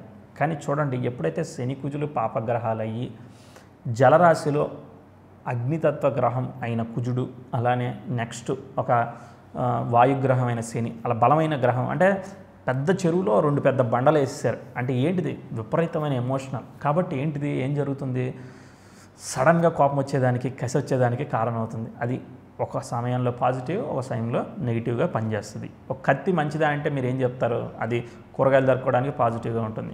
ఇంకా అలా డిపెండ్స్ ఆన్ టైంని బట్టి అవి పనిచేస్తాయి. సో జాతకుడికి బాగా ఎమోషనల్ నేచర్ ఉంది, సడన్గా కోపం వచ్చేదానికి అవకాశం ఉందని చెప్పచ్చు. ఒక పాయింట్. ఇంకో పాయింట్ ఏం చెప్పచ్చు అంటే శని కుజులు పాపగ్రహాలు అయ్యి తృతీయాన్ని చూసినా, తృతీయానికి కనెక్ట్ అయినా పిచ్చ బోల్డ్గా చెప్పేదానికి అవకాశం ఉంటుంది. అండ్ ఇంకోటి ఏంటంటే ఎదుటివాడు తన మాటలతో హట్ అయ్యేదానికి కూడా అవకాశం ఉంటుంది. ఇక నీళ్ల రాశులు అంటే జలరాశులు వాళ్ళు అంతా ఉన్నారు కదా, కాబట్టి ఎదుటివాడు ఈ జాతకుడి మాటలతో ఎదుటివాడి కళ్ళల్లో కూడా నీళ్లు తిరిగే అంత అవకాశం ఉంటుంది. అంటే ఇంటెన్సిటివ్గా ఉంటుంది, మాటలు పవర్ఫుల్గా ఉంటాయి. అంటే వాళ్ళకి అంత ఎమోషన్ ఉంటేనే కదా మన ఎమోషన్ని ఇన్ఫ్లుయెన్స్ చేయగలిగేది. సో అలా మనం దాన్ని అర్థం చేసుకోవచ్చు.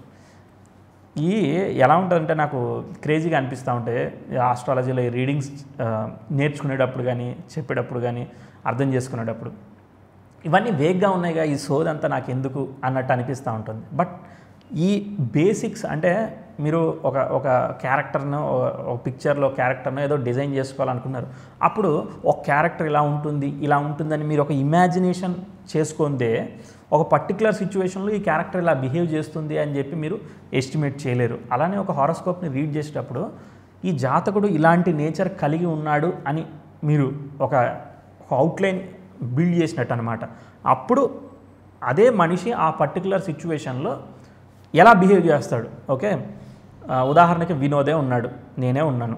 ఓ పర్టికులర్ సిచ్యువేషన్లో నేనైతే ఎలా బిహేవ్ చేస్తాను నా కాంబినేషన్ బట్టి, మీరైతే ఎలా బిహేవ్ చేస్తారో ఆ కాంబినేషన్ బట్టి. సో అలా ఒక్కొక్క సిచ్యువేషన్ని ఎలా బిహేవ్ చేస్తారు అనేది అర్థం కావాలంటే క్యారెక్టర్స్ రావాలి. అందుకే దీని గురించి కొంచెం ఓపిక్గా మనం ఆ కాంబినేషన్స్ని వాటిని అర్థం చేసుకుంటే తప్ప ఆ సిచ్యువేషన్లో మళ్ళీ జడ్జిమెంట్ టైంకి వెళ్ళినప్పుడు ఆ పలానా కాంబినేషన్ ఉంది కాబట్టి ఇది అయ్యింది అని చెప్తే మీనింగ్లెస్గా చెప్పినట్టు కాకుండా ఓకే ఈ కాంబినేషన్ వల్ల ఈ నేచర్ ఉంటుంది, ఈ నేచర్ వల్ల ఆ టైంలో ఇలా చేసేదానికి అవకాశం ఉంది, పాసిబిలిటీ ఉంది అని మీకు ఒక స్ట్రాంగ్ మైండ్ బిల్డ్ అవుతుంది. ఎప్పుడు నెంబర్ ఆఫ్ హారోస్కోప్స్ మీద మళ్ళీ అది చూడాలి. ఓకే రైట్, ఇదైతే ఒక చిన్న డిఫాల్ట్ రూల్.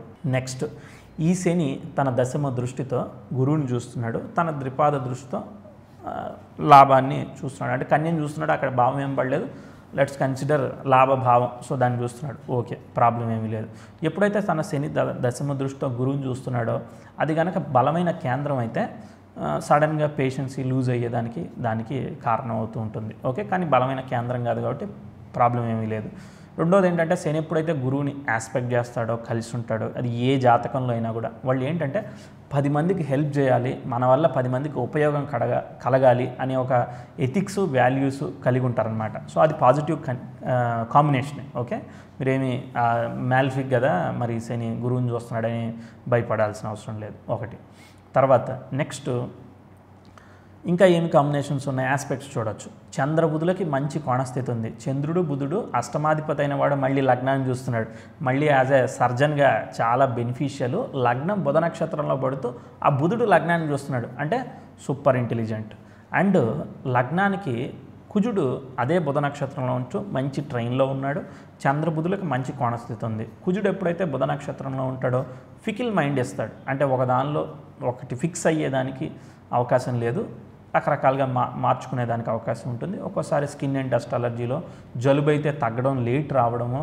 తర్వాత కర్కాటకం లంగ్స్ సంబంధించిన సైన్. కర్కాటకంలో ఉన్న గ్రహాలకి కేంద్ర స్థితి ఏర్పడితే వాళ్ళకి లంగ్స్, బ్రీతింగ్, గురక వీటికి సంబంధించిన ఏ ఒకటి వచ్చేదానికి అవకాశం ఉంటుంది. కాబట్టి ఏం చేయాలి, బ్రీతింగ్ ఎక్సర్సైజ్ చేయాలి, స్విమ్మింగ్ చేయాలి ఆల్టర్నేటివ్. అంతేగాని ఏదో పూజ చేస్తే ఏమీ తగ్గవు. ఓకే, సో అది మన లైఫ్ స్టైల్లో ఇంప్రూవైజ్ చేసుకోవాలి. ప్రతిదానికి పూజలు పనిచేయవు. ఓకే, సో లంగ్స్ ఇన్ఫెక్షన్కి పూజలు కాదు, స్విమ్మింగ్లు ఇలాంటివి చేస్తే లంగ్స్ కెపాసిటీ ప్రాక్టికల్గా ఆలోచించాలి. నేనైతే ప్రాక్టికల్గా ఆలోచిస్తాను. మీరు ఆలోచించాలనుకుంటే మీరు ఆలోచించండి. ఓకే, తర్వాత నెక్స్ట్ కుజుడు గురువుకి బలమైన కేంద్ర స్థితి ఉంది. కుజ గురువులు ఏంటిది, లాజికల్ థింకింగ్ని ఫెయిల్యూర్ చేసేదానికి, కొన్ని సిచ్యువేషన్లో ఏం చేయాలో అర్థం కాక స్ట్రక్ అయ్యేదానికి కారణమవుతుంది. ఓకే, కానీ దీన్ని ఏదన్నా బ్యాలెన్స్ చేస్తుందా అంటే గురువుకిను కుజుడిని ఏదన్నా బ్యాలెన్స్ చేస్తుంది అనే ఆస్పెక్ట్ ఉంటేనే అది ఫెయిల్ అవ్వకుండా చూసుకుంటుంది. చూద్దాం.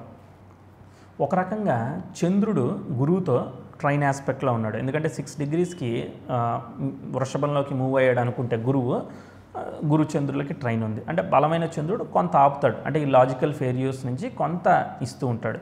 కానీ చాట్లో విచిత్రం చూడండి, చంద్రుడు 1 డిగ్రీకి ఉన్నాడు. యురేనస్ అనే గ్రహం ఇంద్రుడు, వరుణుడు అని చెప్తారు, కుంభానికి అధిపతి. వెస్ట్రన్ కన్సిడర్ చేస్తారు, వెస్ట్రన్ చెప్పేవాళ్ళు బాగా కన్సిడర్ చేస్తారు. ఆయన 9 డిగ్రీలకు ఉంటూ చంద్రుడితో స్క్వేరు, శనితో స్క్వేరు. అంటే శని నుంచి యురేనస్కి క్యాలిక్యులేట్ చేస్తే 88 or 92 డిగ్రీస్ మధ్యలో ఆ స్క్వేర్ ఫామ్ అవుతుంది. 90 degree square aspect, bad aspect form అయింది కదా. So typical mentality, typical thinking ఉండేదానికి అవకాశం. ఆ టిపికల్నెస్ అనేది ఎక్కడ కమ్యూనికేషన్లో రావచ్చు, హార్డ్ వర్కింగ్లో కావచ్చు, తర్వాత టైంని బట్టి పనిచేస్తుంది. తర్వాత హెల్త్ పరంగా చెప్పారు, లంగ్స్, చెస్ట్ సంబంధించి జాగ్రత్తగా ఉండాలని చెప్పాను. ఎందుకంటే కర్కాటకం ఆ జలరాశులు ఇవి ఏర్పడ్డాయి కాబట్టి ఇలా మనం కన్సిడర్ చేయాలి. నెక్స్ట్ ఈ చార్ట్లో చంద్రబుధులకి మంచి కోణస్థితి ఉంది. ఎప్పుడైతే చంద్రబుధులకి మంచి కోణస్థితి ఉంటుందో చాలా, ఇప్పుడు ఈ జాతకుడు చాలా ఎమోషనల్గా మాట్లాడతాడు, ఎదుటి వాళ్ళని హర్ట్ చేస్తాడని చెప్పి మాట్లాడాను. ఓకే, కానీ చంద్రబుధులకు ట్రైన్ ఉంటే మాట్లాడే ప్రతిదానిలోనూ పాయింట్ ఉంటుంది.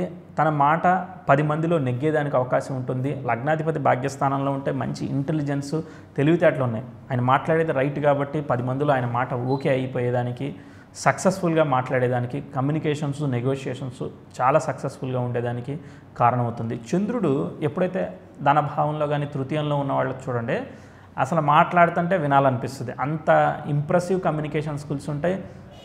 చల్లటి మాటలు అనుకోండి. సో అలా పనిచేస్తూ ఉంటుంది. సో చంద్రబుధుల మధ్య కోణస్థితి చాలా మంచిది, సక్సెస్ఫుల్ కమ్యూనికేషన్ ఇస్తూ ఉంటుంది. ఇంకా ఏమున్నాయి ఆస్పెక్ట్స్, శుక్రుడు కుజుడికి అర్ధకోణ స్థితిలో ఉన్నాడు. శుక్రుడు రవి ఆల్మోస్ట్ సేమ్ నక్షత్రంలో ఉన్నారు.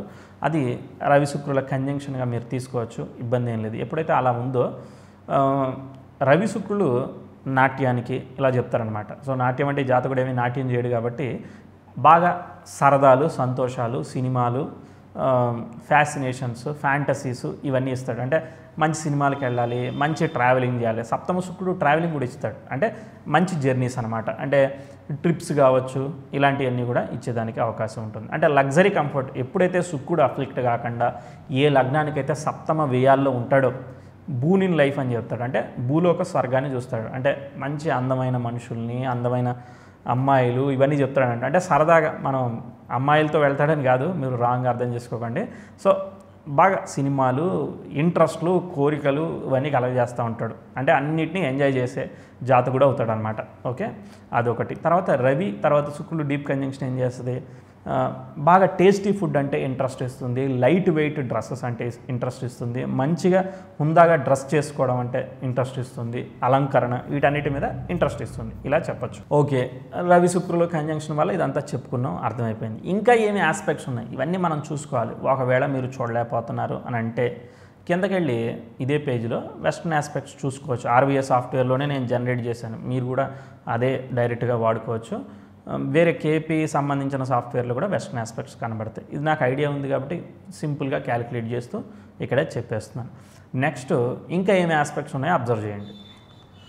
శని బుధుల మధ్య అర్ధకోణ స్థితి ఎక్స్ట్రాడినరీ ఆస్పెక్ట్ ఇది. ఎందుకనంటే తృతీయ అష్టమాధిపతుల మధ్య, చతుర్థ లాభాధిపతుల మధ్య మంచి కోణస్థితి. ఎప్పుడైతే ఇలా ఉంటుందో, అష్టమాధిపతితో ఎప్పుడైతే ఇలా తృతీయాధిపతి కోణస్థితిని పొందుతాడో, అంటే ఆ పాజిటివ్ ఆస్పెక్ట్ వల్ల వాళ్ళకి ఏ విషయమైనా కూడా అంటే రీసెర్చ్ ఓరియంటెడ్గా ఉంటారు, ఏ విషయమైనా డెప్త్కి వెళ్ళి తెలుసుకుంటారు. శని బుధులకు అర్ధకోణస్థితి ఉంటూ, ఇక్కడ శనేమి బుధుని చూడట్లేదు, ఇన్ కేస్ బుధుడు కన్యలో ఉంటూ శని చేత చూడబడితే ఇంకా too much analytical depth thinking ఇస్తాడనమాట. ఓకే, అంటే వాళ్ళు ఒక మనిషిని గురించి వీడు మంచోడు చెడ్డోడు అని ఒక ఎస్టిమేట్ చేస్తే వాళ్ళకి ప్రోస్ అండ్ కార్న్స్, మంచి చెడుకి చాలా రీజన్స్ ఉంటాయి. ఆ రీజన్స్ అన్నీ కూడా కరెక్ట్ అనమాట. వాళ్ళు అనేక రకాలుగా ఎస్టిమేషన్స్ చేస్తూ ఉంటారు. ఫర్ ఎగ్జాంపుల్, వీడు మంచోడు అని జడ్జ్ చేయడానికి వాడి కమ్యూనికేషన్ చూడొచ్చు, వాడి బిహేవియర్ చూడొచ్చు, వాడి ట్రాన్సాక్షనల్ హిస్టరీ చూడొచ్చు. ఇప్పుడు ఒక క్రెడిట్ కార్డు ఉంది, స్కోరింగ్ చూస్తారుగా, అలానే వీళ్ళు ఒక సైకలాజికల్గా ఒక మనిషిని అనేక రకమైన పారామీటర్లతో వాళ్ళని జడ్జ్ చేస్తారు. ఆ జడ్జిమెంట్ పక్కా కరెక్ట్ అవుతుంది. సాటర్న్ ఎప్పుడు కూడా పీపుల్ థింకింగ్, లేదంటే జనాలు ఎలా ఉంటారు, జనాల బిహేవియర్ ఎలా ఉంటుంది, వాడి యాటిట్యూడ్ ఏంటిది, ఇలాంటివన్నీ కూడా బాగా ఇంట్రెస్ట్ అనమాట. ఎందుకంటే శని దశమంలో ఉంటే పీపుల్ మేనేజ్మెంట్ చెప్తారు. సో శని ఎప్పుడైతే బుధుడితో ఉంటుందో క్యాలిక్యులేషన్ టువర్డ్స్ ద పీపుల్ అనమాట. అంటే ప్రజల ఆలోచనలకు సంబంధించి క్యాలిక్యులేషను ఇవన్నీ కూడా ఇస్తుంది. ఇలాంటి మీరు వేరే కార్నర్లో, సైకాలజీ కార్నర్లో ఉన్న వాళ్ళని అలాంటి చార్ట్స్ తీసుకుంటే కూడా ఇలా బుధుడితో శనితో, లేదంటే శనికి యురేనస్కో ఇలా ఏదో ఆస్పెక్ట్ డెఫినెట్లీ ఉంటుందన్నమాట. ఓకే, కమ్యూనికేషన్ ఓరియంటెడ్ చార్ట్స్ ఏదైనా తీసుకుంటే, వీళ్ళు స్పీచ్ కమ్యూనికేషన్లో ఉన్నారు అని మీరు ఏదైనా చార్ట్స్ తీసుకుంటే వాళ్ళకి గురువుతో బుధుడితో, యురేనస్తో, తర్వాత శనితో బుధుడితో ఏదో ఒక ఆస్పెక్ట్ డెఫినెట్లీ ఆ కమ్యూనికేషన్ ప్లానెట్స్తో ఇన్వాల్వ్ అవుతుంది. డెఫినెట్లీ ఇది రీసెర్చ్, సైకాలజీ ఆస్పెక్ట్స్తో బాగుంటుంది. ఇంకో పాయింట్ చెప్తా, బుధుడు కన్యలో ఉంటే అని చెప్పాను, ఇది అజంప్షనే, ఇక్కడ లేడు. కానీ అలా గనక ఉంటే వృశ్చిక లగ్నానికి వాళ్ళు పాపులు కదా. సో ఎప్పుడైతే రెండు పాపులు ఆ లగ్నానికి కలుస్తాయో, లేదంటే ఆస్పెక్ట్ వీక్షణ ఏదన్నా పొందుతాయో, అప్పుడు దానికి సంబంధించిన విషయంలో వాళ్ళకి పాజిటివ్ రిజల్ట్ వచ్చినా కొన్ని విషయాల్లో వాళ్ళది తప్పు ఉంటుంది. అంటే ఇన్ కేస్ ఒకవేళ బుధుడు కనుక ఇదే వృశ్చిక లగ్నానికి అక్కడ కన్యలో ఉచ్చ పొందినా ఏమైనా కూడా శని కనుక చూస్తే అది నెగిటివ్ రిజల్ట్స్, బ్యాడ్ ఇంపాక్ట్ ఇస్తుంది. అంటే ఏంటంటే ఓవర్ యాటిట్యూడ్, అక్కర్లేని విషయానికి రీజనింగ్ తీయడం, అక్కర్లేని విషయాన్ని ఓవర్ అనలైజ్ చేసి జూమ్ చేసి దాన్ని చూడడం, తప్పులు ఎంచడం, ఇలాంటివన్నీ చేసేదానికి అవకాశం ఉంటుంది. ఓకే, ప్రతిదానికే పాజిటివ్ నెగిటివ్ యాంగిల్స్ ఉంటాయి. సో దీన్ని మీరు పాజిటివా నెగిటివ్ అనేదాన్ని మీరు ఎస్టిమేట్ చేయొచ్చు. ఓకే, ఇప్పుడు ఉదాహరణకి ఆ బుధుడు అక్కడ ఉన్నాడు, అది నెగిటివ్ అని చెప్పాను. నెగిటివ్ అంటే ఇప్పుడు నా దానిలోనే ఉంది, నేను చేసేది ఏముంది, ఇప్పుడు నేను కానీ మీరు కానీ చేసేది ఏమీ లేదు. ఓకే, దీనివల్ల ఏమవుద్ది, ఉదాహరణకి ఒకటి మనం దాన్ని ఆ వేలో థింక్ చేస్తామని అర్థమైంది. మనల్ని మనం కొంత కంట్రోల్, మనం ఓవర్ హైపర్ ఉన్నాం, కొంత బ్యాలెన్స్ అయితే అంత నార్మల్ అవుతుంది. ఓకే, కొన్ని విషయాల్లో మనం వాటిని వదిలేస్తే నార్మల్ అవుతుంది. ఇది ఒక ఆల్టర్నేటివ్. ఇంకోటి ఏంటిది, దీనివల్ల మనల్ని ఎదుటి వాళ్ళు మన బిహేవియర్ వల్ల, మన థింకింగ్ వల్ల రాంగ్గా అర్థం చేసుకుంటున్నారు. మనం బ్యాలెన్స్ అవ్వడం వల్ల తగ్గింది. ఇంకోటి ఏంటిదనంటే గుడ్డిగా నమ్మి ఎదుటి వాళ్ళని మోసపోవడం కూడా అయిపోతుంది. అంటే మనకు ఎస్టిమేషన్ వచ్చేసింది కదా, మనం ఇప్పుడు ఇదే జాతకం మంది అనుకుంటే మనకు ఎస్టిమేషన్ వచ్చేసింది. అంటే వీళ్ళు ఇది అని, వీళ్ళు మంచి వాళ్ళని ఒక అసెస్మెంట్ చేసేసుకున్నాం మనం, ఇక నమ్మేసాం, 10 కోట్లు అప్పిచ్చేసాం. ఏమవుద్ది, ఆ డబ్బులన్నీ కూడా అటే పోతాయి, మన అసెస్మెంట్ ఫెయిల్ అవుతుంది. మన అసెస్మెంట్ ఫెయిల్ అయిందని మనకు తెలిసినా మన 10 కోట్లు మనకు తిరిగి రావుగా. సో ఇలాంటి ప్రాబ్లమ్స్ ఏర్పడుతూ ఉంటాయి. కాబట్టి ఎప్పుడైతే ఇవి ప్రోగ్రెషన్స్లోనో దేనిలోనో ట్యాప్ అవుతాయో, మనము ఆ టైంలో డెసిషన్స్, అనలైజేషన్స్, మన ఎక్స్ట్రా టాలెంట్స్ అన్నీ పక్క పెట్టుకోవాలి. అంతే, మనం పక్కన పెట్టుకోవాలనే విషయం మనం రియలైజ్ అవ్వాలి. లేదంటే మాత్రం ఎక్కడొక పప్పులో కాలేసేదానికి అవకాశం ఉంటుంది. సో కాబట్టి కాన్షియస్గా ఉండాలనేది మనం నేర్చుకోవాలి. బేసిక్గా హారోస్కోప్ తెలుసుకోవడం వల్ల మనం కానీ ఎదుటోళ్ళు కానీ ఎవరైనా ఏం తెలుస్తుంది, బాబు నువ్వు ఎలా ఉండాలి ఎలా ఉండకూడదు అనేది మనకు అర్థమవుతుంది. ఏది ప్లస్ ఏది మైనస్ అనేది అర్థమవుతుంది. అలానే ఏ టైంలో మనం ఏ స్టెప్ వేయచ్చు, ఏ టైంలో ఏ స్టెప్ వేయకూడదు అనేది తెలుస్తుంది. నా యొక్క అనలైజేషన్, నా రీసెర్చ్ ప్రకారం నాకు అర్థమైంది ఏంటిది, సాంప్రదాయ జ్యోతిష్యం అనేది అది ఒక యోగం. అంటే నీకు ఇది జరగాలంటే జరుగుతుంది, అది ఏ ఆస్పెక్టు ఏమీ సంబంధం లేదు. ఓకే, సో దాన్ని బట్టి ఆ దశాభుక్తులు అవన్నీ ఉంటాయి, దాన్ని బట్టి జరుగుతాయి. కానీ వెస్ట్రన్ ఏంటంటే కంప్లీట్ మైండ్. ఓకే, నీ ఎమోషనల్ టెండెన్సీ ఎలా ఉంటుంది, ఆ స్టేట్ ఆఫ్ మైండ్లో నువ్వు ఏం చేయగలుగుతావు అనేది చెప్తుంది. ఒకవేళ నీ స్టేట్ ఆఫ్ మైండ్ బాగాలేదు, నీ యోగము బాగాలేదు, రెండు బాగోలేని టైంలో ఏదన్నా ట్యాప్ అయితే మాత్రం కంపల్సరీ ప్రాబ్లం వచ్చేదానికి అవకాశం ఉంటుంది. ఎమోషనల్ టెండెన్సీ బాగోపోయినా యోగం కనుక బాగుంటే పర్లేదు, నువ్వేం ఆలోచించకపోతే నీ లైఫ్ మంచిగా వెళ్తుంది. యోగం బాగాలేదు, ఎమోషనల్ టెండెన్సీ బాగుంది. యోగం బాగోలేదు అన్నప్పుడు, ఎమోషనల్ టెండెన్సీ బాగుంది అన్నప్పుడు నువ్వు సబ్జెక్టివ్ నాలెడ్జ్ని ఇంప్రూవైజ్ చేసుకోవాలి అంతే. ఓకే, ఇన్వెస్ట్మెంట్లు చేయకూడదు, పాత దాన్ని కంటిన్యూ చేయాలి. నా దగ్గర తెలివితేటలు ఉన్నాయి కదా అని చెప్పి నేను దేనిలో ఇన్వెస్ట్ చేస్తానంటే, నీ తెలివితేటలు ఉంటాయి, అవి ఉపయోగంలోకి రావు, అది ప్రాబ్లం. ఓకే, సరే, క్యారెక్టరిస్టిక్స్ గురించి ఒక అసెస్మెంట్కి వచ్చాం. ఇంకా దీనిలో చెప్పుకుంది ఏముంది, మోస్ట్లీ క్యారెక్టరిస్టిక్స్ చెప్పాం, అక్కడ ఉన్న గ్రహస్థితిని బట్టి చెప్పాం, సరిపోతాయి. ఒక్కోసారి కొన్ని కనబడతాయి, కొన్ని కనబడవు, అది వాళ్ళ లక్కు మన లక్కు అంతే. ఓకే, సో అనలైజేషన్ చెయ్యని వాటి గురించి మీరు కంగారు పడకండి. ఇవి క్యారెక్టరిస్టిక్సే కాబట్టి మనం పుస్తకాల్లో చదివితే మనకెలా దొరికాయో మన వాళ్ళు కూడా ఏమి తక్కువేం కాదు కదా, వాళ్ళు కూడా చదువుకునే మన దగ్గరికి వస్తూ ఉంటారు ఒక్కోసారి. సో కాబట్టి వాళ్ళ ఇంటెలిజెన్స్కి కూడా వాళ్ళకి వాళ్ళ హారోస్కోప్ గురించి కొంత ఐడియా ఉంటుంది. ఒక 60-70% మ్యాచ్ చేసినా సరిపోతుంది. ఇంకా అంతకుమించి మనం దీని గురించి ఏమీ కంగారు పడిన అవసరం లేదు. స్టెప్ 1 కంప్లీట్ అయిపోయింది. మనం జాతక చక్రం ఎంత బలంగా ఉందో, ఏంటిదో, ఏ స్థాయో ఒక అనలైజేషన్కి వచ్చాం, ఎంత బలంగా ఉందో, ఏం బాగున్నాయి. ఇంకా శుక్రుడు సప్తమాధిపతి అయిన వాడు అష్టమాధిపతి అయిన బుధుడితో కలిసి ఉన్నాడు. వృశ్చిక లగ్నానికి అదేమీ పెద్ద ప్రాబ్లం లేదు. అష్టమాధిపతి సప్తమాధిపతితో కలిస్తే ఆకస్మికంగా జాతకుడు వివాహం చేసుకునేదానికి ఆల్ ఆఫ్ ఎ సడన్ ఇలా వివాహం కుదిరితే అలా పెళ్ళైపోద్ది. అలానే వాళ్ళ ఫ్రెండ్షిప్స్ ఎలా ఉంటాయి, ఎక్కడో థియేటర్లో పరిచయం అవుతాడు, అది ఒక లాంగ్ ఫ్రెండ్షిప్గా ఉండిపోయేదానికి కూడా అవకాశం ఉంటుంది. అలా సడన్ ఫ్రెండ్షిప్, ఎందుకంటే 7th house is about opponent కదా, పబ్లిక్ కదా, 11th హౌస్ ఫ్రెండ్షిప్ కదా, అందుకని ఆ 8th లార్డ్ 7th లార్డ్తో కలుస్తూ 11th లార్డ్ అయిన వాడు ఉన్నాడు కాబట్టి అన్ఎక్స్పెక్టెడ్ ఫ్రెండ్స్ వచ్చేదానికి ఉండేదానికి అవకాశం ఉంటుంది. అన్ఎక్స్పెక్టెడ్ పార్ట్నర్ అంటే ఆ పరిచయాలన్నీ కూడా ఆకస్మికంగా జరిగేదానికి అవకాశం ఉంది. Okay, right. ఇంకోటి, బుధ శుక్రులు ఏ లగ్నానికి అయితే కలుస్తారో వాళ్ళ మధ్య కోణ దృష్టి బాగుంటే, ఆ లగ్నానికి యోగకారకులు అయితే వాళ్ళు బంధానికి, రిలేషన్షిప్కి బాగా వాల్యూ ఇచ్చడం ఇదంతా జరుగుతూ ఉంటుంది. ఇంకోటి ఏంటంటే గురువు ఇలా కొన్ని గ్రహాలు కనుక లగ్నానికి కనుక చూస్తే ఇంకా బెటర్. అంటే ఈయన వరస్ట్ సినారియోలో బాగా పనిచేస్తూ ఉంటుంది. కానీ ఈ జాతకుడికి లక్ ఏంటిది, బాధకాధిపతి దశమాధిపతి నక్షత్రంలో ఉండడం లక్, అండ్ కుజుడు నీచంలో పడిన అష్టమాధిపతి నక్షత్రంలో ఉంటూ బాధకాధిపతి భాగ్యాధిపతి అయిన వాడితో చూడడం లక్. సో 2 పాయింట్లు ఉన్నాయి చాలు. అలా ఏదో ఒక జాతకంలో ఏదో ఒక పాయింట్ ఉంటుంది, ఫేవరబుల్ పాయింట్. ఆ పాయింట్ యోగిచ్చేస్తూ ఉంటుంది, సరిపోతుంది. అంటే ఆ లైఫ్ లాంగ్ పనిచేస్తూ ఉంటుంది. ఈ యోగం అనమాట, అది స్టాండర్డ్గా ఉందనేది. ఇప్పుడు మనం రీడింగ్లోకి వెళ్ళిపోదాం. ఇప్పుడు మనకు అర్థమైపోయింది ఈ జాతకుడు ఇలాంటి వాడు, మనం ఒక హారోస్కోప్ని ఇలా రీడ్ చేయం, అర్థమైంది. ఇప్పుడు మనం స్టెప్ తీసుకోవాలి. దశలు ఎలా ఉన్నాయో ఊరికే అసెస్మెంట్కి వద్దాం, తర్వాత మనం మిగిలిన వాటిలోకి వెళదాం. సాంప్రదాయంలోనే జడ్జ్ చేద్దాం ఫస్ట్, తర్వాత ప్రోగ్రెషన్స్కి వెళదాం, ఒక్కొక్కటే చూద్దాం.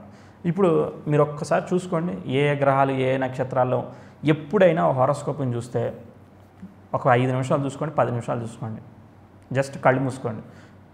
అన్ని గ్రహాలు ఏ నక్షత్రాల్లో ఉన్నాయని అడిగితే టక్క టక్క చెప్పేటట్టు ఉండాలి. చూసుకోండి, కుజుడు ఎక్కడ ఉన్నాడు చార్ట్లో, నేను ఇప్పుడు ఆ చార్ట్ని చూడట్లేదు, అది ఎక్కడో ఉంది. ఓకే, ఇప్పుడు నేను చెప్తా చూడండి. కుజుడు బుధ నక్షత్రంలో ఉన్నాడు, కర్కాటకంలో ఉన్నాడు, ఆశ్లేషలో ఉన్నాడు. శని పుష్యమిలో ఉన్నాడు, కర్కాటకంలో ఉన్నాడు. రవి మిథునంలో ఉన్నాడు, మృగశిర నక్షత్రంలో ఉన్నాడు. శుక్రుడు వృషభంలో ఉన్నాడు, మృగశిరలో ఉన్నాడు. బుధుడు వృషభంలోనే ఉన్నాడు, కృత్తికలో ఉన్నాడు. దానికి ట్రైన్లో చంద్రుడు మకరంలో ఉత్తరాషాఢలో ఉన్నాడు. తర్వాత గురు కేతువులు కలిసి ఉన్నారు, వాళ్ళు భరణిలో ఉన్నారు. తర్వాత తులలో రాహు అనేవాడు ఏ నక్షత్రం, స్వాతి నక్షత్రం, తన సొంత నక్షత్రంలో ఉన్నాడు. ఇలా చార్ట్ మొత్తం ఒక ఐడియా వచ్చేసేయాలన్నమాట. ఇలా గుర్తుండాలి. గుర్తుంటే ఓ దశానాథుడిని అనలైజ్ చేసేటప్పుడు ఏ నక్షత్రంలో ఉన్నాడు అని అనగానే 10 సార్లు పేపర్లు తిప్పుకోని అవసరం లేదనమాట. స్నాప్షాట్ మెమరీ లాగా. ఓకే, ఇప్పుడు మనం చూద్దాం, ముందుకు వెళ్ళిపోదాం. వింశోత్తరి దశ ఏంటిది? చంద్రుడు ఉన్న నక్షత్రాన్ని బట్టి అది స్టార్ట్ అయిపోతూ ఉంటుంది. ఓకే, 12 భావాలు అనలైజ్ చేయాలనుకున్నాం కదా, 12 భావాలు అనలైజ్ చేద్దామా? చేద్దాం. సార్ దశ చూద్దాం, తర్వాత 12 భావాలు కూడా చూద్దాం. నెక్స్ట్ ఏంటిది? రవి దశ.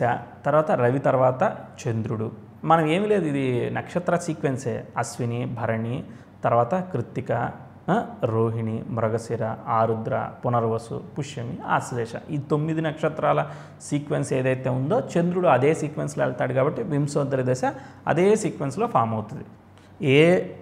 ఏ గ్రహమైనా అదే నక్షత్రాల్లో వెళ్ళాలి అంతే. ఓకే, సో ఇప్పుడు ఏంటిది? ఫస్ట్ రవి దశ ఫామ్ అవుతుంది, తర్వాత చంద్రదశ ఫామ్ అవుతుంది, చంద్రుడు తర్వాత కుజుడు వస్తాడు, కుజుడు తర్వాత నెక్స్ట్ రాహు వస్తాడు, రాహు తర్వాత గురువు వస్తాడు, గురువు తర్వాత శని వస్తాడు. ఇది సీక్వెన్స్. మ్యాక్సిమం ఆ 5 దశలు సరిపోతాయి. మొత్తం 120 ఇయర్స్లో 120 ఎవరు ఉంటారు?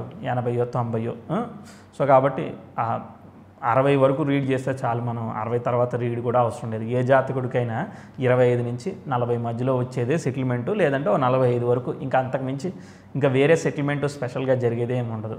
ఏం చాలా ఓల్డ్ క్లాసిక్స్లో కూడా ఏం చెప్పేదంటే, ఓ 30 రోజులు అంటే పుట్టిన నుంచి 30 సంవత్సరాల లోపు, ఆ 30 రోజులు అనేది మనం రిట్రాగ్రేషన్స్ కోసం తీసుకుంటాం కదా, అందుకని. సో ఓ 30 సంవత్సరాలు 35 సంవత్సరాలు 25 18 నుంచి 35 ఆ సంవత్సరాల లోపే ఏ సెటిల్మెంట్ అయినా కూడా మేజర్లీ అయ్యేది. సెకండ్ హాఫ్ ఆఫ్ సాటర్న్ వల్ల సెకండ్ హాఫ్లో ఆఫ్టర్ 40 తర్వాత కొన్ని చార్ట్లలో అవుతూ ఉంటాయి. సో మ్యాక్సిమం అంతే 45 వరకు మీరు తీసుకోవచ్చు. ఇంకా ఓవర్గా ఎస్టిమేట్ చేయడానికి అవకాశం. ఇక జూపిటర్ అంటారు, కేతు అంటారు, 48 అంటారు, 52 అప్పుడు పోయి చేసేది ఏముంది? ఏం అవసరం లేదు. ఓకే, సో మినిమం 60 వరకు ఆ ప్యాటర్న్ ఆఫ్ లైఫ్ ఎలా ఉందో చూడాలి. అంటే ఫస్ట్ చిన్నపిల్లలకి ఆరోగ్యం, అవన్నీ తరుణ వ్యాధులు అవన్నీ ఎలా ఉన్నాయి, తర్వాత నెక్స్ట్ పార్ట్ ప్రైమరీ ఎడ్యుకేషన్ ఎలా ఉంది, తర్వాత కాలేజు ఎడ్యుకేషను, రెగ్యులర్ ఎడ్యుకేషను, తర్వాత డిగ్రీ, బీటెక్ ఏదైతే ఉందో అవి బాగా సాగుతాయా లేదా, ఆ తర్వాత కెరియర్ అంతా సెటిల్మెంట్ అవుద్దా, వివాహం ఎలా ఉంటుంది, నెక్స్ట్ పీరియడ్ ప్రాపర్టీలు ఏమైనా కొనుక్కుంటారా, వ్యాపారంలోకి వెళ్తారా, ఉద్యోగమే కంటిన్యూ అవుతుందా, ఇంకేమన్నా అదర్ ఎక్స్ట్రా యాక్టివిటీస్, పొలిటికల్ ఏమైనా ఇన్ఫ్లుయెన్స్ ఏమైనా దొరుకుద్దా, ఎలా ఉంటుంది ఏంటిది ఆ తర్వాత ఇవన్నీ.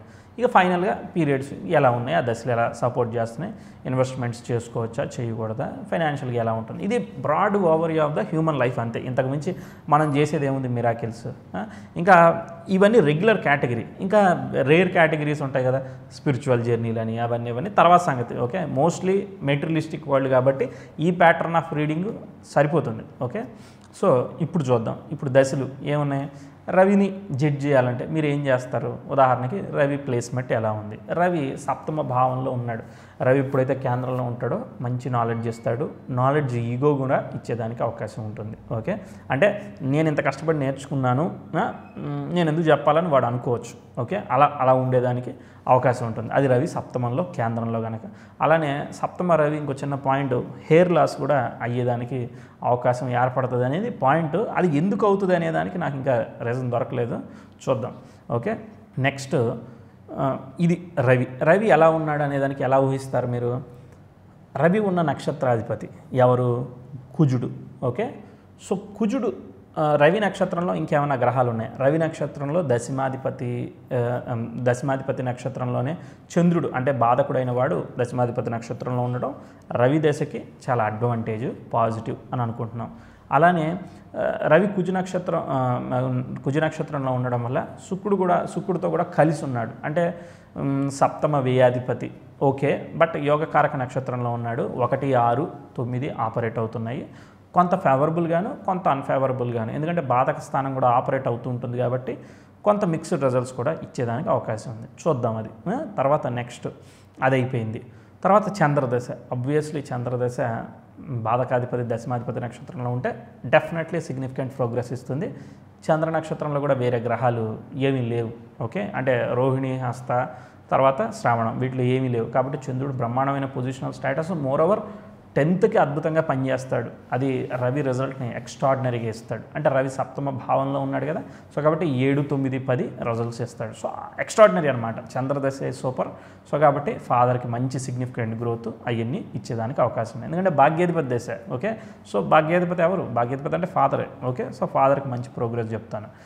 నెక్స్ట్ చంద్రుడు అయిపోయాడు, కుజుడిని అనలైజ్ చేయాలి. కుజుడిని ఎలా అనలైజ్ చేస్తారు? కుజుడు ఎక్కడున్నాడు? కుజుడు శుభుడితో కలిసి శుభుడు అయ్యాడు, సప్తమంలో ఉన్నాడు, మోస్ట్లీ 6వ భావంలో ఉన్నట్టున్నాడు. చూద్దాం. ఆరో భావంలో ఉన్నాడు. All right. So no problem. So దానివల్ల ఏంటి, అష్టమాధిపతి షష్ఠస్థితి మంచిదే కదా? మంచిదే. తర్వాత ఇక్కడ అష్టమం ఏంటిది? ఆరోగ్యము, సడను, ఇవన్నీ చెప్తుంది. అంటే సడన్గా ప్లస్సా మైనస్సా అది చూడాలి. ఓకే. అలానే బాధక స్థానంలో ఉండడం వల్ల ఏమన్నా ప్రాబ్లమ్స్ వచ్చాయా అంటే కుజు దశలో ఏమన్నా ప్రాబ్లమ్స్ వచ్చాయా అది కూడా చూడాలి. ఓకే. తర్వాత అది అయిపోయింది. రాహు భలే విచిత్రం ఏంటంటే గురుపాలిత లగ్నానికి రాహు దశలు యోగిస్తూ ఉంటాయి. చాలా వరకు అబ్జర్వేషన్లో నాకు అర్థమైంది. రెండోది అంటే వాళ్ళ గురువులతో సంబంధం ఏమీ లేదు. అంటే బేసిక్గా గురువు, కేతువు, రవి, చంద్ర, కుజులు వీళ్ళందరూ ఒక కేటగిరీ కదా. అయినా కూడా గురుపాలిత అంటే మేషము, సింహం, కర్కాటకము, ధనస్సు, మీనం, వృశ్చికం, మేషం ఇలా ఈ లగ్నాలన్నిటికీ కూడా రాహు దశలు పనిచేస్తూ ఉంటాయి. రాహులో రాహు పనిచేయదు, తర్వాత పనిచేస్తే రాహులో రాహు పనిచేస్తే మిగిలిన దశ అంతా పనిచేయదు. ఇది మనకు తెలిసిందే. తర్వాత రాహు ఎవరికైతే ఏజెంట్గా ఉంటాడో ఫస్ట్ హాఫ్ రాహు దశ ఒక రకంగా, సెకండ్ హాఫ్ రాహు దశ ఒక రకంగా పనిచేస్తాడు. ఉదాహరణకి రాహు ఏమయ్యాడు, ఇక్కడ వ్యయంలో ఉన్నాడు. అందుకోసం ఏం చేస్తాడు, మొదట మామూలుగా వృశ్చిక లగ్నానికి సప్తమ వ్యయాధిపతిగా చెప్తాం. సో ఇక్కడ ఏమవుతుంది, ఇది వ్యయాధిపతి సప్తమాధిపతిగా పనిచేస్తాడు. అంటే రివర్స్ కదా, రెట్రోగ్రేడ్ ప్లానెట్ కాబట్టి రాహు వ్యయాధిపత్యం ఇచ్చి తర్వాత సప్తమాధిపత్యం ఇస్తాడనమాట. సో అదంతా చూద్దాం. అండ్ ఇంకో ట్విస్ట్ ఏంటంటే ఏ చార్ట్లో అయినా మోస్ట్లీ రాహు వ్యయస్థానంలో ఉంటే దశలో యోగిస్తాడు. అది నాకు బాగా అబ్జర్వేషన్లోకి అర్థమైపోయింది. సో అది యోగిస్తాడనేది చాలా వరకు కరెక్ట్.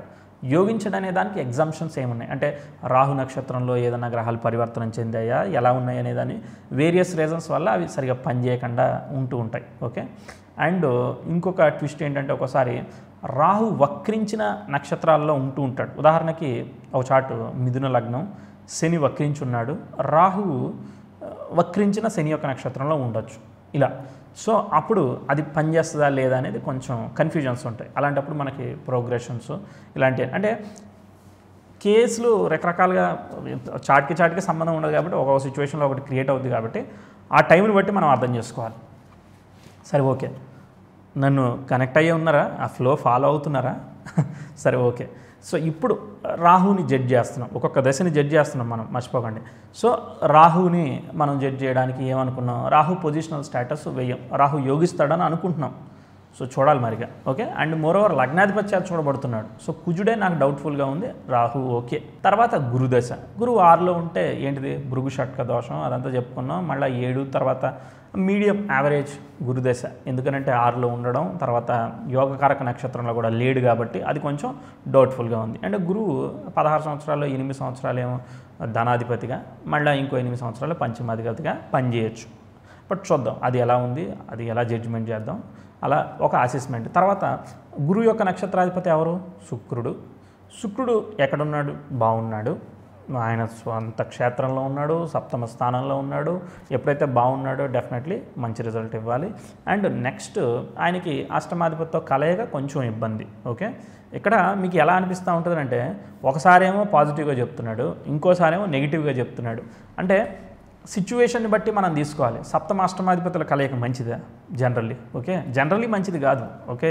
అంటే ఇంతకుముందు ఏంటి, సడన్గా సినిమా హాల్లో పరిచయం అవుతాడు, ఫ్రెండ్స్ అయిపోతాడు, లాంగ్ లాస్టింగ్గా ఉంటుందని. సో ఆల్వేస్ ప్రతిదానికి పాజిటివ్ వర్షను నెగిటివ్ వర్షను ఉంటుంది, కానీ ఎక్కడ ఎలా తీసుకుంటున్నాం అనేదే మ్యాటర్. ఓకే. సరే ఓకే. ఇప్పుడు గురుదశ, గురువు శుక్ర నక్షత్రంలో ఉన్నాడు, ఆ శుక్రుడు కుజ నక్షత్రంలో ఉన్నాడు, ఆ శుక్రుడితో పాటు రవి కలిసి ఉన్నాడు, ఆ కుజుడు ఎలా ఉన్నాడు, నీచంలో ఉన్నాడు. సో కాబట్టి there is a chance of confliction. కుజుడు నీచంలో ఉండడం వల్ల వచ్చే ఎఫెక్ట్ ఏదన్నా ఉండేదానికి అవకాశం ఉందనేది నా అభిప్రాయం. అంటే కుజుడు ఏదో నీచభంగం అయింది అది ఇది అన్నారు కదా అని అంటే అది అయితే అయ్యి ఉండొచ్చు, అది కుజ దశలోనో చంద్ర దశలోనో దాని రిఫ్లెక్షన్స్ మేబీ ఉండుండొచ్చు. ఓకే. నా ఉద్దేశంలో ఇది అంతా నా పర్సెప్షన్ కదా, నా వరల్డ్ ఇది. ఓకే. సో గురు ఆ పర్టిక్యులర్ గురుదశలో ఆ కుజుడి ఇన్ఫ్లుయెన్స్ కూడా వస్తూ ఉండేదానికి అవకాశం ఉంది. సో అది ఏంటిదనేది మళ్ళీ టైం వచ్చినప్పుడు జడ్జ్ చేస్తాను. సో బ్రాడ్లీ ఓవర్ వ్యూ తీసుకుంటే ఈ దశ పని చేస్తుంది, ఈ దశ పని చేయదు అనేది ఓ రాసుకున్నాను అంతే. నేను ఏం లేదు ఇప్పుడు దాకా చేసింది ఈ పర్టికులర్ దశ బాగుంటుంది బాగోదని రాసుకున్నాను. భావాలు అనలైజ్ చేద్దాం అనుకున్నాం కదా. లగ్న భావం ఎలా ఉంది? లగ్నంలో ఏం గ్రహాలు లేవు కాబట్టి సంతోషం బాగానే ఉంది. కానీ ఏదైనా లగ్నంలో గ్రహాలు ఉంటేనే పర్సనల్ ఇన్ఫ్లుయెన్స్, పర్సనల్ ఇంపాక్ట్ బాగా ఇస్తాడు. ఓకే, సో ధైర్యం అనేది సెల్ఫ్ జనరేటివ్గా ఉంటుంది. ఓకే, అండ్ లగ్నంలో మళ్ళీ బలమైన గ్రహాలు ఉండాలి. అంటే ఉదాహరణకి కొన్ని గ్రహాలు ఎలా అనంటే, ఇప్పుడు చంద్రుడు ఉన్నాడు అనుకో, రవి యొక్క కిరణాల వల్ల ప్రకాశవంతం అవుతాడు. సో చంద్రుడు అంటే ఎమోషనల్ నేచర్ కాబట్టి ఎదుటి వాళ్ళ సపోర్టో, ఎదుటి వాళ్ళ ఎమోషనో సపోర్ట్ చేయడం వల్ల ప్రోగ్రెస్ అవుతుంది. అదే కుజుడు ఏంటిది? బలమైన గ్రహం, స్వంత నిర్ణయాలు తీసుకునే కెపాసిటీ అదంతా కూడా బాగా ఇస్తూ ఉంటాడు. యాక్షన్ ప్లానింగ్ అదంతా ఇస్తాడు. నెక్స్ట్ గురువు కూడా పర్వాలేదు. సో గురువు లగ్నంలో ఉండడం అదో రకమైన దిగ్బలంగా చెప్తారు, మంచిదే. సో కాబట్టి సొంతగా నేర్చుకోవడం, సొంతగా తెలుసుకోవడం ఉంటుంది. ఓకే, బుధ శుక్రులు అంటే చిన్న చిన్న గ్రహాలు, బట్ ఎస్పెషల్లీ శని, కుజ. బేసిక్గా శని ఉంటే లగ్నాల్లో ఏదైనా పాపగ్రహాలు ఉంటే ఇబ్బంది పెట్టేస్తాయి, శుభగ్రహాలు ఉంటే పాజిటివ్గా స్మూత్గా ఇస్తూ ఉంటాయి. సో అది పాజిటివ్గా ఇచ్చినా స్మూత్గా ఇచ్చినా ఫస్ట్ ఏదో ఒకటి ఇవ్వాలి కదా మనకి. సో కాబట్టి ఏదో ఒక గ్రహం ఉండడం బెటర్. అండ్ చిన్న గ్రహాల కన్నా పెద్ద గ్రహాలు, బలమైన గ్రహాలు ఉండడం పవర్ఫుల్. ఓకే, అది మంచిది. ఓకే, అండ్ అవన్నీ ఇక ఎగ్జామ్షన్ రూల్స్ ఉంటాయి, వక్రత్వాల్లో ఉండకూడదు, ఇలాంటివన్నీ కూడా ఉంటాయి. రైట్, లగ్నాధిపతి లగ్న భావం బాగానే ఉన్నాయి. ద్వితీయాధిపతి కొంచెం ఫ్లక్చువేషన్గా ఉన్నాడు, ఎందుకంటే షష్ఠ స్థానంలోకి వెళ్ళాడు కాబట్టి ఆ భృగు షట్క దోషం అనేది అనుకుంటున్నాం కాబట్టి అక్కడ కొంచెం ఉంది డౌట్ఫుల్గా. కానీ ద్వితీయ భావంలో చంద్రుడు బాగున్నాడు, డబ్బులు అవన్నీ పర్లేదు. ఓకే, తర్వాత తృతీయాధిపతి పొజిషనల్ స్టేటస్. ఏమైనా తృతీయాధిపతి పొజిషనల్ స్టేటస్ ఇబ్బందే, ఎందుకనంటే బ్రదర్స్తో రిలేషన్షిప్ వాళ్ళు దూరంగా ఉండడము, లేదంటే మీడియం రిలేషన్షిప్ ఉండడము, ఇలాంటివి ఇస్తూ ఉంటాడు చిన్న చిన్నవి. ఓకే, బట్ మోస్ట్లీ ఓకే అంతే. ఓకే, అది బలమైన యోగంలాగా నేనేమి కన్సిడర్ చేయట్లేదు నా క్యాలిక్యులేషన్కి, అంతే. తర్వాత చతుర్థాధిపతి positional status, mother hard worker, బాగా కష్టపడిన వ్యక్తి, అదంతా చెప్పుకుంటాడు. ఫిఫ్త్ అయిపోయింది. పంచమాధిపతి కూడా మళ్ళీ అది మీడియం. ఓకే, అదేమీ పెద్ద ప్రాబ్లం ఏమీ లేదు. తర్వాత 6వ స్థానం, 6 కేతు, ఓకే పర్వాలేదు బాగానే ఉంది. తర్వాత కుజుడు కూడా ఓకే. తర్వాత 7వ స్థానం, 7వ స్థానం సప్తమ స్థానంలో శుక్రుడు ఉన్నాడు, బూనిన్ లైఫ్ అని చెప్పుకున్నాక అఫ్లిక్షన్ ఏం లేదు కాబట్టి సప్తమం సూపర్, నో ప్రాబ్లం. తర్వాత అష్టమ స్థానం, అష్టమాధిపతి అయిన బుధుడే మళ్ళీ లగ్నాన్ని చూస్తున్నాడు. సో కాబట్టి ఆ షష్ఠ భావంలో ఉండడం వల్ల ఒక రకమైన ఎక్సెప్షనల్ యోగం, అంటే విపరీత రాజయోగం లాగా పట్టింది. అలానే ఎప్పుడైతే అష్టమాధిపతి దశమాధిపతితో సంబంధం ఉంటుందో, అంటే అష్టమాధిపతి అయిన వాడు అక్కడ మనకి దశమాధిపతి అయిన రవి నక్షత్రంలో ఉన్నాడు కదా, అది సంబంధం. సో ఆ వల్ల ఏమవుతుంది, ఉద్యోగంలో ఆకస్మిక మార్పులు వచ్చేదానికి అవకాశం ఉంటుంది. ఈ జాతకుడు ఆల్రెడీ డాక్టర్, అంటే సడన్గా సర్జరీ వచ్చిందంటే వెళ్ళి చేయాలి కదా, ఇది ఆకస్మికమైన వర్కే కదా. సో కాబట్టి అలా ఆకస్మికంగా, అలానే కొంతమందికి వాళ్ళు సర్జన్స్ కాకపోయినా ఉంటారు కదా, సో వాళ్ళకి ఏంటిది సడన్గా జాబ్ చేంజ్, సడన్గా వర్క్లో కొత్త జాబ్ రోల్ యాడ్ చేస్తారు. బాబు ఈ రోజు నుంచి నువ్వు ఇది చేయాలని చెప్తారు, అప్పటికప్పుడు నేర్చుకుని చేయాలి. అది అష్టమ దశమాధిపతుల కాంబినేషన్. అలానే అష్టమాధిపతి ఎప్పుడైతే దశమాధిపతికి, దశమాధిపతి అష్టమాధిపతికి కనెక్ట్ అయినా ఒక్కోసారి ఫాదర్ చేసేది లెగసీ క్యారీ ఫార్వర్డ్ చేయడం, ఇలాంటివన్నీ కూడా చేస్తూ ఉంటారు. రైట్, 9వ స్థానం మిక్స్డ్ రిజల్ట్, అంటే ఎందుకంటే పాపగ్రహాలు అక్కడ అఫ్లిక్షన్ అంటే బాధక స్థానంలో ఉండడం కొంచెం ఇబ్బంది కాబట్టి, కానీ ఆ స్థానాధిపతి బాగున్నాడు కాబట్టి యూ కెన్ రేట్ 60% అలా ఇవ్వచ్చు, రేటింగ్ బాగానే ఉంది. దశమాధిపతి, దశమంలో ఎవరు లేరు, బాగానే ఉంది. దశమాధిపతి కూడా యోగకారక నక్షత్రంలో ఉన్నాడు, బాగానే ఉంది. మళ్ళీ అక్కడ బాధకాధిపతి తోడైపోయాడు కదా, సో కాబట్టి గుడ్, పాజిటివ్. ఓకే, తర్వాత 11వ స్థానాధిపతి, అక్కడ అష్టమాధిపతి అనేవాడు అక్కడ ఆల్రెడీ దశమాధిపతి నక్షత్రంలో ఉండడం, చంద్రుడితో కోణస్థితి కలిగి ఉండడం, very research oriented, very depth thinking ఇవన్నీ ఉన్నాయనేది, అంటే 8th హౌస్ ఓరియంటేషన్ బాగా ఇన్వాల్వ్ అవుతుంది. సాటర్న్ ఇన్ఫ్లుయెన్స్ కూడా ఉంది చార్ట్ మీద, ఎందుకంటే శని కుజుల కలయిక వల్ల, అండ్ శని కుజులు మ్యాల్ఫిక్స్ కాబట్టి చాలా స్ట్రాంగ్ మైండెడ్గా ఉండేదానికి కారణం అవుతుంది. ఇలా 12, ఇది పెద్ద కాంప్లికేటెడ్ హౌస్ ఇక్కడ ఇప్పుడు మరి ఈ చార్ట్లో, ఎందుకంటే కుజుడు రాహుని చూస్తున్నాడు. సో కాబట్టి 12 అంటే ఆకస్మికంగా డబ్బులన్నీ ఒకేసారి ఖర్చు పెట్టుకునేదానికి అవకాశం ఏర్పడదు. ఒకటేదో నచ్చింది, మంచి ట్రావెల్ లేదంటే ఒక మంచి ప్రోడక్ట్ నచ్చింది, ఆలోచించకుండా ఖర్చు పెట్టేస్తారు. కుజు గురువులు లాజికల్ థింకింగ్ ఫెయిల్యూర్, అంటే ఎక్కడ లాజికల్ థింకింగ్, ఇలా లావిష్నెస్ ఇస్తాడనమాట. అరే ఏముంది మనకు ఒక ఇంత డబ్బులు వచ్చినప్పుడు ఇంత ఖర్చు పెట్టుకోవడానికి ఏముంది అని చెప్పి లావిష్ ఎక్స్పెండిచరు, సడన్ ఎక్స్పెండిచరు ఇలాంటివన్నీ కూడా చేస్తారు. ఇలాంటి చార్ట్లు ముఖ్యంగా లైఫ్లో కమిటెడ్ సేవింగ్ చేయకపోతే టఫ్ టైమ్స్ వచ్చినప్పుడు టఫ్గా ఉండేదానికి అవకాశం ఉందనేది చెప్తారు. ఓకే. ఖచ్చితంగా కమిటెడ్ సేవింగ్ చేయాలి. ఇది 12 భావాల అనాలిసిస్, అలానే దశానాథుల అనాలిసిస్. ఇప్పటి వరకు మనం చెప్పుకుందంతా నిజంగా చెప్పాలనంటే నేనేమీ కూడా పూర్తి స్థాయిలో అనలైజ్ చేయలేదు. ఇప్పుడు చేయబోయేదే జడ్జిమెంట్. టైటిల్ యాడ్ చేసేసుకోండి, జడ్జిమెంట్. ఇక ఇప్పుడు రియల్ టైంలో అది ఎలా జరుగుద్ది జరగదు. బేసిక్గా ఆస్ట్రాలజర్స్కి మేజర్ ప్రాబ్లం ఏంటంటే మనం పుస్తకాలు చదువుతాం, ఏయో చదువుతాం, ఇది ఇలా కాంబినేషన్ ఉంది కాబట్టి అలా ఉంటుంది, ఇలా ఉంటుంది అని వీళ్ళో ఇమాజినేషన్లో ఉంటారు. ఈ ఇమాజినేషన్తోనే వాళ్ళని మోటివేట్ చేస్తూ ఉంటారు. అంటే ఎందుకు? ఒకటి వాళ్ళకి ప్రాక్టీస్ లేకపోవడం వల్ల, రెండోది బుక్కిష్ నాలెడ్జ్ వల్ల. ఎప్పుడైతే మీరు ప్రాక్టికల్ అవుతారో, టెస్ట్ చేస్తారో, ఎందుకు ఫెయిల్ అవుతుంది, ఎందుకు సక్సెస్ అవుతుందని ఆలోచిస్తారో అప్పుడు మీకు థింకింగ్ వస్తుంది. నేను ఇంకోటి ఏదన్నా వెస్టర్నో ఇలా కేపీయో ఏదో ఒకటి తీసుకుని జాగ్రత్తగా నేను చూడాలి, ఆ నక్షత్రాలు ఎలా ఉన్నాయో చూడాలి, అప్పుడు కానీ కదా నేను కరెక్ట్గా ప్రిడిక్ట్ చేయగలిగేది అనే ఒక రాదనమాట తపన.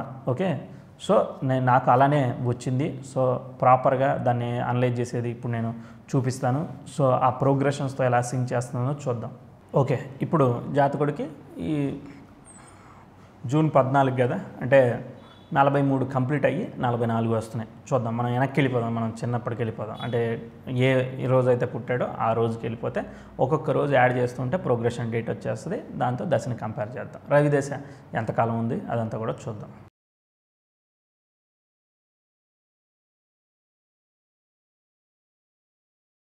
ఇంకో చిన్న పాయింట్, అసలు నేను ఈ విధంగా ఏ హోరోస్కోప్ని రీడ్ చేయను. జస్ట్ మీకు అర్థం కావాలని ఒక్కొక్కటి చిన్నగా దాన్ని విడమర్చి చెప్తున్నా. అంతేగాని నేను ఇలా రీడ్ చేస్తానని మీరేమి ఇమాజినేషన్లో ఉండకండి. ఓకే, నేనే కాదు, కొన్ని రోజుల తర్వాత మీరు కూడా ఇలా ఏమీ చెప్పరు. ఇంతగా ఎవరు చెప్పాలి, ఇంత ఓపికగా ఎలా చెప్పాలి అనేది అనిపిస్తుంది. ఓకే, సో చూడండి, మీకు అర్థం కావాలనే ఈ లెవెల్కి వచ్చి 0 లెవెల్కి వచ్చేసాను నేను. ఇక మీ బాటమ్ లెవెల్కి వచ్చేసినా నేను.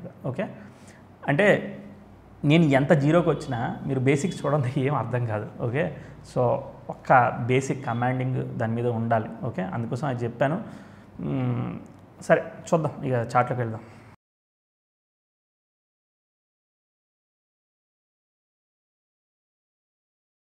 రవిలో రాహు జరుగుతున్నాడు జాతకుడు పుట్టినప్పుడు. ఇప్పుడు ఏ చాట్ అయినా తీసుకోండి, ఆ వింశోద్ధరి దశ కనుక దశ భుక్తి అంతర సూక్ష్మ ఇలా కనుక తీసుకోవచ్చు. ఆ పుట్టిన రోజుకి ఎలా జరుగుతుందో చూడండి. లగ్న పంచమ భాగ్యాధిపతుల దశ భుక్తి అంతర వస్తే అది పాజిటివ్. జనరల్లీ అదొక రూల్ అంతే, రాకపోయినా చేసేది ఏమీ లేదు. జనరల్గా అది ఒక కొంచెం పాజిటివ్గా కొన్ని చార్ట్లో చూస్తే అలా అనిపించింది. ఇక మిగిలిన కాంబినేషన్స్ ఉంటాయిలే, జస్ట్ ఒక అవుట్ ఆఫ్ 1000 రూల్స్లో జస్ట్ 1 రూల్ అంతే. ఓకే, ఎనీవే జాతకుడికి రవిలో రాహు జరుగుతున్నాడు. రవి రాహుల కాంబినేషన్ ఇక్కడ ఏంటంటే 2 గ్రహాల కాంబినేషన్స్ కూడా మనకి సాంప్రదాయంలో రిజల్ట్స్ ఉంటాయి. బట్ ఎనీవే రాహు వ్యయంలో ఉంటే యోగిస్తాడని చెప్పానుగా, ఓ రూల్ చెప్పానుగా. ప్రోగ్రెషన్ చూద్దాం. ప్రోగ్రెసివ్ 10th హౌస్ 0 degrees చూడండి సెకండ్ చార్ట్లో. ఓకే, 10th హౌస్తో ప్రోగ్రెసివ్ 10th హౌస్ 0 degreesకి వెళ్ళి నెటల్ సన్తో స్క్వేర్ అవుతుంది. ఎప్పుడైతే ఇలా సన్తో స్క్వేర్ అవుతుందో ఆ రవి రాహుల అంతర్దశలు జరుగుతున్నాయో వాళ్ళ ఫాదర్కి కొంత స్ట్రగులిటిక్గా ఉంది, ప్రాబ్లమెటిక్గా ఉందని చెప్తున్నాడు. అలానే రవికి ఏమైనా కౌంటర్ ఆస్పెక్ట్ ఉందా? అసలు ఏ ఆస్పెక్ట్? యురేనస్తో ఉంది. ఓకే, కొంతవరకు బెటర్. అంటే 9 degreesలో యురేనస్తో ఆపుతుంది కాబట్టి కొంతవరకు పర్వాలేదు. జనరల్లీ అక్కడ కొన్ని కాంప్లికేషన్స్ ఉన్నాయి, అంటే వాళ్ళ ఫ్యామిలీ సిచ్యువేషన్లో కాంప్లికేషన్స్ ఉండొచ్చు. అలానే ఎప్పుడైతే లగ్నాధిపతి పుట్టిన సమయంలో బాధక స్థానంలో బాధకాధిపతితో చూడడం, బాధకాధిపతితో కలిసి ఉండడం, లేదంటే షష్ఠ అష్టమ తృతీయాధిపతులతో వ్యయాధిపతులతో సంబంధం ఉన్న అలాంటప్పుడు ఆ జాతకుడికి పిల్లవాడికి కొంచెం హెల్త్ పరంగా చిన్న డిస్టర్బెన్సెస్ ఇస్తూ ఉంటాడు. కాబట్టి గబాళ్ళని నీళ్ళల్లో పడిపోవడము, దెబ్బలు తగలడము ఇలాంటివన్నీ కూడా శని కుజులేంటి బాగా మొండితనం పట్టుదల, గబాలన దెబ్బలు తగలడం ఇలాంటివన్నీ చేస్తారు. సో కాబట్టి జాతకుడికి స్టార్టింగ్ ఆఫ్ లైఫ్, ఎందుకంటే కుటుంబాధిపతి కూడా షష్ఠ స్థానంలో పడ్డాడు. ఓకే, సో అలానే లగ్నాధిపతి బాధక స్థానంలో ఉన్నాడు. దశ ఏంటిది? బాధకాధిపతి దశే. ఓకే, కాబట్టి దేర్ ఇస్ బాధకాధిపతి దశ కాదు, రవి దశ. ఓకే, సో బాధకాధిపతి ఆ నక్షత్రాన్ని ఆక్యుపై చేశాడు కాబట్టి ఆ కైండ్ ఆఫ్ రిజల్ట్స్ కొంత ఇబ్బందిగా ఉండేదానికి అవకాశం ఉంది. డెఫినెట్లీ అది కొంత ట్రబులిటిక్గా ఉంది. 10th హౌస్ స్క్వేర్ సన్ అంటే ఏంటిది? ఫాదరు, ప్రొఫెషను, ప్రోగ్రెస్, ఆరోగ్యం వీటిలో కొంచెం ఇబ్బందులు ఉన్నాయి.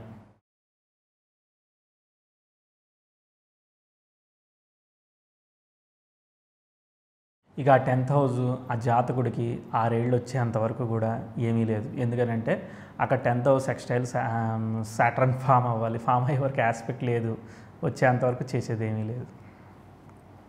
ప్రోగ్రెసివ్ వీనస్ సన్నని కన్యాయం చేశాడు, అది కొంచెం ఫైనాన్షియల్గా బెనిఫిట్ ఇస్తుంది కానీ అదేమీ పెద్దగా ఏమీ లేదు.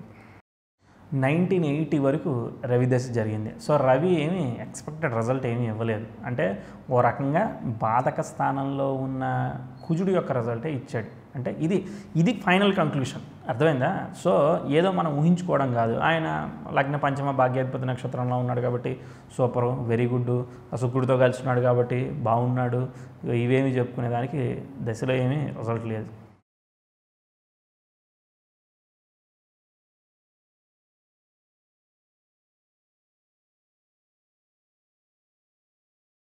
ఎనభై 82 మనం ఎప్పుడు క్యాలెండర్ ఇయర్ కన్సిడర్ చేయాలి. అంటే జాతకుడు జూన్ కదా, జూన్ 14, 1976, 76 నుంచి 77 వరకు ఒక సంవత్సరం అన్నమాట. అంటే ఇప్పుడు ఎలా ఉంటుందంటే 76 కంటే ఒకటో సంవత్సరం వచ్చేసినట్టే జాతకుడికి, 76 నుంచి 77 వరకు 1 నుండి 2 నడుస్తున్నట్టు. ఎప్పుడు కూడా మనం ప్రోగ్రెషన్ చెప్పేటప్పుడు క్యాలెండర్ ఇయర్ కన్సిడర్ చేయాలి, +1 యాడ్ చేసుకోవాలన్నమాట. ఓకే ఇప్పుడు ఏమైంది, 81, 82కి మీరు జాగ్రత్తగా అబ్జర్వ్ చేయండి.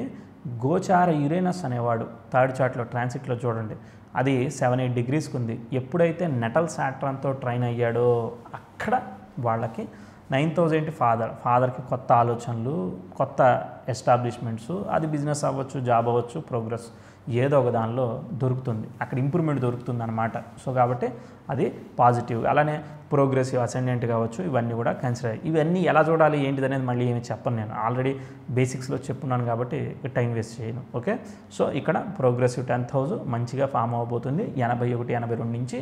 ఇక స్టెప్స్ అందుకుంటాయి, ఇక అంటే ఏదైనా పెట్టడానికి కావచ్చు, ఏదైనా కూడా ముందుకెళ్తాయి, ప్రోగ్రెస్ దొరుకుతుంది.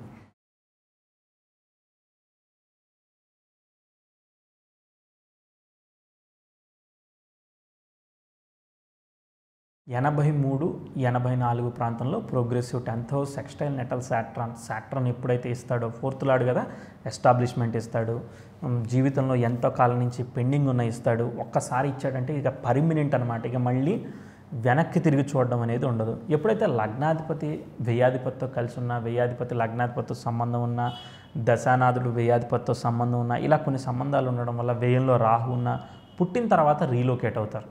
అంటే వాళ్ళు ఊర్లో ఉంటారో 2-3 ఏళ్ల తర్వాత పెద్ద పక్కన నియరెస్ట్ బిగ్ సిటీకి ఇలా షిఫ్ట్ అయిపోతుంటారు కదా. సో ఇలాంటి కాంబినేషన్స్ వల్ల కూడా ఇది జరిగేదానికి అవకాశం ఉంది. అలానే శని రాహుల కలయిక కూడా ఏ లొకేషన్లో ఎప్పుడు ఉంటారో తెలియదు అనమాట. ఓకే, అలానే శని రాహులు ఎక్కడ కలిసిన ఇర్రెస్పెక్టివ్ ఆఫ్ 12వ స్థానం, ఎందుకనంటే అది ఏదో రకంగా 12వ స్థానానికి కనెక్ట్ అయిపోతూ ఉంటాయి. శని రాహులు దశ అంతర్దశలు జరిగేటప్పుడే ఫారెన్ ట్రావెల్స్ ఇలాంటివి కూడా బాగా జరుగుతుంటాయి. అంటే మోర్ ప్రోగ్రెసివ్గా మోర్ చేంజెస్ జరుగుతాయి, పాజిటివ్ అవ్వచ్చు, నెగిటివ్ అవ్వచ్చు, డిపెండ్స్ ఆన్ వాళ్ళ సిచ్యువేషన్ని బట్టి. ఎనీవే ఇక్కడ ఈ జాతకుడికి 83కి మంచి స్టెప్ అందుకుంది. అలానే ఎడ్యుకేషన్ 2వ తరగతి 3వ తరగతి ఏదైతే ఉంటుందో అది బాగుంటుంది. లగ్నాధిపతి భాగ్యస్థితి మంచిదే కదా, చతుర్థాధిపతితో కలిసి ఉండడం, primary education, hire education progress అవుతుంది. అలానే వక్రత్వాలు ఏమీ లేవు కదా, అంటే భాగ్యాధిపతి వక్రించడము, భాగ్యస్థానంలో ఉన్న గ్రహాలు వక్రించిన గ్రహం నక్షత్రంలో ఉండడం కావచ్చు, వక్రత్వంలో ఉండడం. అంటే ఇప్పుడు కుజుడు ఆ బుధుడు వక్రిస్తేనో, ఆ బుధ నక్షత్రంలో ఉండడం వల్ల శని వక్రిస్తేనో అలా వస్తే ప్రాబ్లమ్స్ వస్తాయి. ఇక్కడ ఏమీ ప్రాబ్లం లేదు కాబట్టి బాగానే ఉంటుంది. ఎడ్యుకేషన్ విల్ బీ గుడ్ అని చెప్పచ్చు.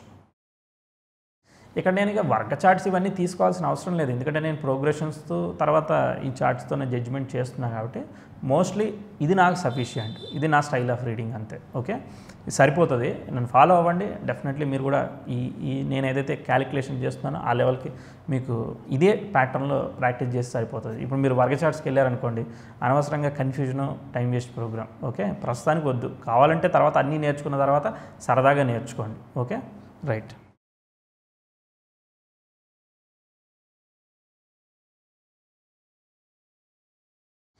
లగ్నము తర్వాత 10th హౌస్ ఎలా మూవ్ అవుతున్నాయో సెకండ్ చార్ట్లో చూసుకుంటే నెటల్ పొజిషన్స్ అన్నీ తెలుసు కాబట్టి కంపారిజన్ వచ్చేస్తుంది. ప్రోగ్రెసివ్ 10th హౌస్ సాటర్న్తో సెక్స్టైల్ ఇచ్చినాక ఎక్కడికి పోద్ది, అక్కడే ఉంటుంది, ప్రతి సంవత్సరానికి 1 డిగ్రీ తప్పున. కాబట్టి చంద్రుడు నేను చెప్పినట్టు అదరగొట్టేశాడు. చూడండి, ప్రోగ్రెసివ్ సన్ నెటల్ యురేనస్తో ట్రైన్ అవుతుంది, ప్రోగ్రెసివ్ వీనస్ నెటల్ యురేనస్తో ట్రైన్ అవుతుంది. యురేనస్ అంటే ఏంటిది, అన్కామన్ వే. ప్రోగ్రెసివ్ వీనస్ ట్రైన్ యురేనస్ అంటే హ్యాపీనెస్, సాటిస్ఫాక్షను, సామాజిక సంబంధాలు, పబ్లిక్ కమ్యూనికేషన్స్, డబ్బులు, ఫైనాన్సు, ఆపర్చునిటీ, పార్ట్నర్షిప్. ఎందుకంటే 7th హౌస్ కదా, ఎప్పుడైనా ఒక జాతకం తీసుకుంటే మనకు కొంత వయసు వచ్చేంత వరకు మన పేరెంట్స్లోనే పనిచేస్తుంది. చాలామందికి డౌట్ ఏంటంటే భలే విచిత్రంగా అడుగుతారు, ఇప్పుడు మీరు పేరెంట్స్ గురించి చెప్తున్నారు కదా, మరి మాకు ఫర్దర్ లైఫ్లో పేరెంట్స్ గురించి ఎందుకు చెప్పాలంటే ఏ జాతకుడికైనా వాళ్ళతో ఉండే రిలేషన్షిప్ ఎలా ఉంటుంది అనేది చెప్తుంది. ఓకే, వెదర్ మీరు అడాప్షన్ అవ్వచ్చు, డైరెక్ట్ చైల్డ్ అవ్వచ్చు, ఎవరైనా అవ్వచ్చు. మనం ఆ సిచ్యువేషన్లో ఉంటే మన ఎన్విరాన్మెంట్ అంతా కూడా అదే సిచ్యువేషన్కి కనెక్ట్ అవుతుంది కాబట్టి అది డైరెక్ట్గా ఇలానే సిగ్నిఫై చేయొచ్చు. అంటే మన సిచ్యువేషన్ బాగున్నది అంటే మనది బాగుండాలని అంటే వాళ్ళది బాగుండాలి. సో ఫ్యామిలీ అనేది ఒక కార్మిక్ వీల్ లాంటిది. ఒక బండికి 4 చక్రాలు ఉంటే మదరు, ఫాదరు, వెనకాల 2 పిల్లలు అలా అనుకోండి. ఓకే, సో ఏ వీల్కి ప్రాబ్లం వచ్చినా ఇంకో వీల్కి ముందుకెళ్ళవుగా మిగిలిన 3. అలానే ఆ మెయిన్ అంతా కూడా ఆ ఫాదరు, ఫ్యామిలీ, ఆ బిజినెస్, జాబ్ ఏదైతే ఉంటుందో దాన్ని బట్టి వెళ్తుంది కాబట్టి సో దీని నుంచే మీరు అక్కడ ఉన్న సిచ్యువేషన్స్ని మీరు సిగ్నిఫై చేయొచ్చు. బట్ ఈ సిగ్నిఫికేషన్ అనేది డైరెక్ట్గా జరగకపోవచ్చు. కొంతమంది ఫ్యామిలీలో మదర్ మేజర్ రోల్ అవుతారు, ఫాదర్ మేజర్ రోల్, ఎవరనేది చెప్పలేరు. సన్ ఇండికేట్స్ ఫాదర్ అని చెప్తాడు ఆస్ట్రాలజీలో. కానీ ఎప్పుడైతే మదర్ లీడ్ రోల్ ప్లే చేస్తుందో, మదర్లకి మీరు బాగా కనెక్ట్ అయి ఉంటారో, ఇక్కడ ఏదన్నా సన్తో బ్యాడ్ ఆస్పెక్ట్ వస్తే మదర్కి హెల్త్ ప్రాబ్లం రావచ్చు. అలానే మూన్ అనేది మదర్ కింద చెప్తారు. ఆ వాటితో బ్యాడ్ ఆస్పెక్ట్ ప్రోగ్రెషన్లో వస్తే ఒక్కోసారి ఫాదర్కి వస్తూ ఉంటుంది. మీరేమి ఫిక్స్డ్గా ఇది ఇలానే అని చెప్పేదానికి లేదు. ఒకటి ఇంక ఇంపార్టెంట్ పాయింట్, ఏ క్యాలిక్యులేషన్ అయినా ఎవరిని ఇంప్రెస్ చేయడానికి మనం ఆస్ట్రాలజీ నేర్చుకోవట్లేదు, చెప్పట్లేదు. ఓకే, మనం సెల్ఫ్ రియలైజేషన్ పొందడానికి ఆ క్యాలిక్యులేషన్ ఎంతవరకు కరెక్ట్ అనేదాన్ని జడ్జ్ చేయడానికి మనం దీన్ని హ్యాండిల్ చేస్తున్నాం. ఓకే, సో ఇలా చెప్పేటప్పుడు ఆ ఫ్లో ఆఫ్ ది క్యాలిక్యులేషన్ అంటే ఆ టైం మనం సిగ్నిఫై చేసిన విధంగా అది పాజిటివ్గా వెళ్ళిందా లేదా, క్యాలిక్యులేషన్ అనేది ఒక ఇంపార్టెంట్ పార్ట్. ఓకే, ఇది కరెక్ట్గా, ఈ కోర్ అనేది కరెక్ట్గా ఉంటే ఇక వాళ్ళ లైఫ్లో పలానా ఆయన వచ్చాడండి, మాకు హెల్ప్ చేశాడు, ఆ టైంలో పలానా విషయం జరిగిందండి, దీనివల్ల మాకు చేంజ్ అయిపోయిందండి, మిరాకిల్ జరిగిందండి. ఇక ఈ స్టోరీలన్నీ మీకు ఏం అవసరం లేదు. జస్ట్ స్క్రీన్ ప్లే అనేది డిఫరెంట్గా ఉంటుంది. వాళ్ళ సిచ్యువేషన్లో వాళ్ళ పరిస్థితులను బట్టి రకరకాలుగా మారుతూ ఉంటాయి. ఓకే, అది ఒక బాంబే అయితే ఒక లైఫ్ స్టైల్ ఉంటుంది, అది ఒక ఢిల్లీ అయితే ఒక లైఫ్ స్టైల్ ఉంటుంది, అది కాలిఫోర్నియా అయితే ఒక లైఫ్ స్టైల్ ఉంటుంది. ఆ సిచ్యువేషన్ బట్టి అవి చేంజ్ అయిపోతూ ఉంటుంది. అంటే దేశ కాలమాన పరిస్థితులను బట్టి అవి చేంజ్ అవుతాయి. సో దాని గురించి మీ వరీ అవసరం లేదు. You should ask or you should confirm it. మీరు కన్ఫర్మ్ చేయాలి ఏంటిది, అది కరెక్టా కాదా, క్యాలిక్యులేషన్ పాజిటివ్గా అన్నది ఆ టైంకి అది పాజిటివ్గా పనిచేసిందా లేదా, అంతే. ఓకే, రెండోది ఒకళ్ళ హెల్త్ కావచ్చు, ఒకళ్ళ సిచ్యువేషన్ కావచ్చు, ఏ జాతకం నుంచి మీరు ప్రిడిక్ట్ చేయకూడదు. ఏ జాతకం నుంచి ఆ జాతకుడిదే ప్రిడిక్ట్ చేయాలి తప్ప పక్కల జాతకాలన్నీ కూడా ప్రిడిక్ట్ చేయకూడదు. అవి రైట్ అవ్వచ్చు, తప్పు అవ్వచ్చు, తప్పు అయ్యేదానికి కూడా అవకాశం ఉంటుంది. మన క్యాలిక్యులేషన్ ఫ్లోలో అవి వస్తే ఓకే, అవి రాకుండా మనం వాటిని లాక్కొని రావాలని చూస్తే అవేమీ కరెక్ట్ సరిపోవు. ఒకటే పాయింట్ స్ట్రైట్గా ఒక జాతకం నుంచి ఇంకోళ్ళ హెల్త్ కానీ ఇంకోళ్ళది ఏది చెప్పకూడదు, అది తప్పు అవుతుంది. దేనిది దాని నుంచే చూసి చెప్పాలి. ఓకే, ఇది మాత్రం కన్ఫర్మ్. చిల్డ్రన్ అంటే పిల్లలకి కొంత వయసు వచ్చేంతవరకు ఫ్యామిలీలో ఉంటారు కాబట్టి వీళ్ళవన్నీ కూడా వాళ్ళ దానిలో తెలిసిపోతూ ఉంటుంది ప్రోగ్రెస్ అదంతా కూడా. ఓకే, సరే ఇక్కడ చూద్దాం. తర్వాత ఇంకో పాయింట్, వెస్ట్రన్ ప్రోగ్రెషన్స్ ఫెయిల్ అవ్వడం గురించి ఒక పాయింట్ చెప్పాను కదా, ఏంటంటే కేంద్ర దృష్టిలో ఉన్న గ్రహాలు. ఇప్పుడు మేషం చరరాశి, కర్కాటకంలో చర్రాశి మధ్య కేంద్ర స్థితి, ఏమి ఇబ్బంది ఏం లేదు, కొంతవరకు బెనిఫిషియల్. తర్వాత జాతకుడికి కూడా గ్రహాలు చర్రాశుల్లో ఉన్నాయి చూడండి, అంటే మేషంలో, కర్కాటకంలో, మకరంలో, తులలో, అంటే చాలా మంచి ప్రోగ్రెసివ్గా ఉంటుందన్నమాట. అంటే ఈవెన్ స్క్వేర్ ఉన్నా కూడా ఏమీ ప్రాబ్లం ఏమీ లేదు. అంటే ముందుకు వెళ్ళేదానికి, ప్రోగ్రెసివ్ థింకింగ్ ఉండేదానికి, ప్రోగ్రెస్ అయ్యేదానికి కారణమవుతూ ఉంటుంది. అంటే డ్యూయల్ సైన్లో వచ్చినంత స్క్వేర్ ఆస్పెక్ట్ ఇవ్వదన్నమాట. ఓకే, స్టార్టింగ్లో చూస్తే రవి మిథునంలో ఉంటే మిథునం డ్యూయల్ సైన్ కాబట్టి దాంతో స్క్వేర్ వచ్చింది కాబట్టి రవిదేశం అంతగా యోగించలేదు. ఓకే, అంటే దశమాధిపతి బాధక స్థానంలో ఉన్న నక్షత్రంలో ఉండడం వల్ల there is no proper settlement అవన్నీ జరగలేదన్నమాట ఫాదర్కి. ఎప్పుడైతే చంద్రదశ వచ్చిందో, చర్రాశిలో ఉన్న గ్రహంతో బ్రహ్మాండమైన స్థిరరాశిలో ఉన్న బుధుడితో ట్రైన్ ఉందో అది బాగుంది జనరల్లీ. అండ్ మోరోవర్ లగ్నాధిపతి చేత చూడబడుతున్నాడు, అది బాగుంది. శని చేత చూడబడుతున్నాడు, అది లిటిల్ బిట్ వేవరింగ్, అదేమీ కాదులే. అండ్ ముఖ్యంగా progressive aspects 10th house sextile natal Saturn జరిగితే తిరుగులేదు కదా ఆస్పెక్ట్తో, సో బ్రహ్మాండం. అండ్ ఇంకోటి మీరు గమనించలేదు, 10th house trine natal moon జరిగింది, అంటే 0 degreesకి సన్ ఉన్నాడు, 1 degreeకి మూన్ ఉన్నాడు. కానీ ఇమీడియట్గా సన్తో అట్లా స్క్వేర్ ఫామ్ అయ్యి మూన్తో ట్రైన్ ఇచ్చిన ఒక్కోసారి బలమైన రిజల్ట్ కనబడదు. అందుకే నేను అక్కడ ఆ ఆస్పెక్ట్ని కన్సిడర్ చేయలేదు. ఓకే, పర్లేదు, ఓకే అంతే. ఎందుకంటే కనీసం ఒక మూన్ ఒక 2-3 డిగ్రీస్ ముందుకు ఉండుంటే ప్రాబబ్లీ ఆ స్క్వేర్ నుంచి రిలీఫ్ అయ్యి రిజల్ట్ అనేది వర్కౌట్ అయ్యేది. ఓకే, ఒక్కోసారి రిజల్ట్ ఇవ్వచ్చు, ఇవ్వలేకపోవచ్చు. ఓకే, బట్ ఎనీవే నేను దాన్ని స్ట్రాంగ్గా పాజిటివ్గా కన్సిడర్ చేయలేదు. అండ్ మూన్లోకి వెళ్ళి మూన్లో అది కూడా ఒక 2-3 ఏళ్ళు ప్రోగ్రెస్ అయ్యాక కానీ ఆస్పెక్ట్ ఫామ్ అయ్యాక కానీ మూన్ రిజల్ట్ ఇస్తున్నాడు అనేది జడ్జిమెంట్కి రాలేదు. Okay right. ఇప్పుడు 10th progressive Venus, progressive sun, యురేనస్తో ట్రైన్ అవ్వడం వల్ల అబ్బాయి నాలెడ్జ్, చదువులో ఎడ్యుకేషను అవన్నీ కూడా బాగుంటాయి అన్నమాట. ఏమీ ప్రాబ్లం లేదు. అలానే వాళ్ళకి ఫైనాన్షియల్ కండిషన్స్ కూడా ఫ్యామిలీలో పెరుగుతూ ఉంటాయి. చేస్తున్న ఇన్వెస్ట్మెంట్స్ కావచ్చు, ఏవైతే ఉన్నాయో ఎస్టాబ్లిష్మెంట్స్, ఇల్లు కట్టుకోవడం. 10th హౌస్ సెక్స్టైల్ సాటర్న్ అంటే చతుర్థాధిపతి పొజిషనల్ స్టేటస్ అంటే డెఫినెట్లీ గృహయోగం ఉంది. ఆ గృహం అనేది అక్కడ ఎంత ఒకటి కట్టుకోవడం, లేదంటే వ్యాపార స్థలం అంటే ఒక బిజినెస్ కోసం ఒకటి ఏదన్నా లీజుకి తీసుకోవచ్చు, డైరెక్ట్ ఇల్లే కాదు. సో అలా ఏదో ఒక ఎస్టాబ్లిష్మెంట్, ఏదో ఒక దానిలో పాజిటివ్ రిజల్ట్ ఇస్తుంది. దేనిలో ఇచ్చినా పర్లే, ఎండ్ ఆఫ్ ది డే వాళ్ళు హ్యాపీగా ఉన్నారా లేదా అనేది కదా మనకు కావాలి. సో కాబట్టి అది పాజిటివ్ రిజల్ట్. చూద్దాం ఇంకెంతకాలం అది పాజిటివ్ వెళ్తుందో.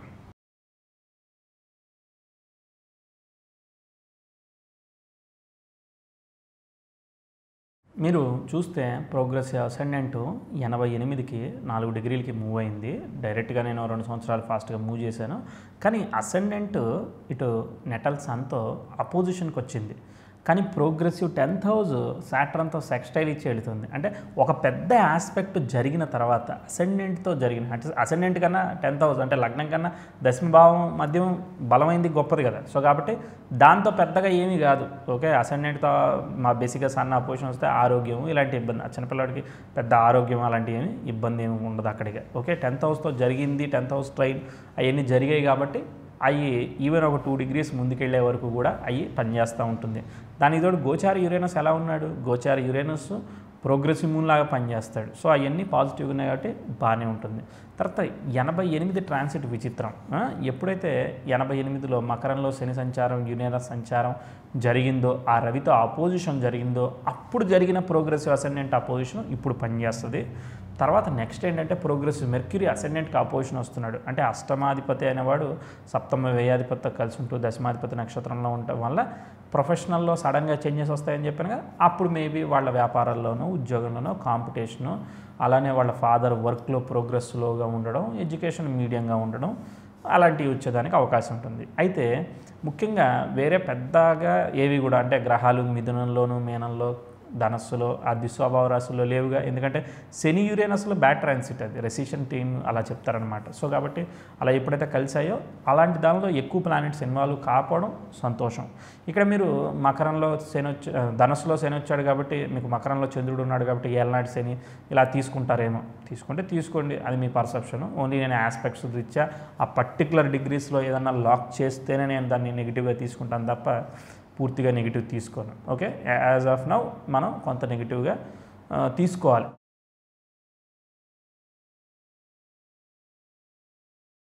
తర్వాత 89కి ప్రోగ్రెసివ్ మెర్క్యూరీ నెటల్ మార్స్తో సెక్స్టైల్ ఇచ్చాడు. ఆ వచ్చిన చిన్న చిన్న ప్రాబ్లమ్స్ విత్ ఇన్ ఏ ఇయర్లో వాళ్ళకి క్లియర్ అవుతాయి. అండ్ అబ్బాయి ఎడ్యుకేషన్లో కూడా మళ్ళీ మంచి ప్రోగ్రెస్, అంటే అప్పుడు 7వ తరగతి 6వ తరగతి ఉంటుంది. సో అవన్నీ బాగానే వెళ్తూ ఉంటాయి. చూద్దాం ఇంకెంతకాలం బాగా వెళ్తున్నాయి. మధ్య మధ్యలో దశ చూసుకుంటూ ఉండండి, వెళ్ళిపోతూ ఉంటుంది. ఆ దశ చూడకపోతే మాకు ఆ దశ జడ్జిమెంటు అర్థం కాదు.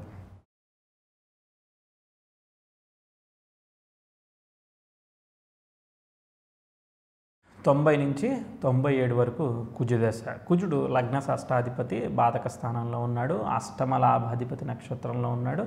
ఆయన దశమాధిపతి నక్షత్రంలో ఉంటూ 6లో ఉన్నాడు. ఇలా చెప్పుకుంటే మనకి ఏమవుతుందో కూడా అర్థం కాదు. బట్ ఇక్కడ ప్రోగ్రెషన్ చూస్తే కంక్లూషన్ వస్తుంది. అది ఏమైనా నెగిటివ్ ఇస్తుందా, పాజిటివ్ ఇస్తుందో చూద్దాం.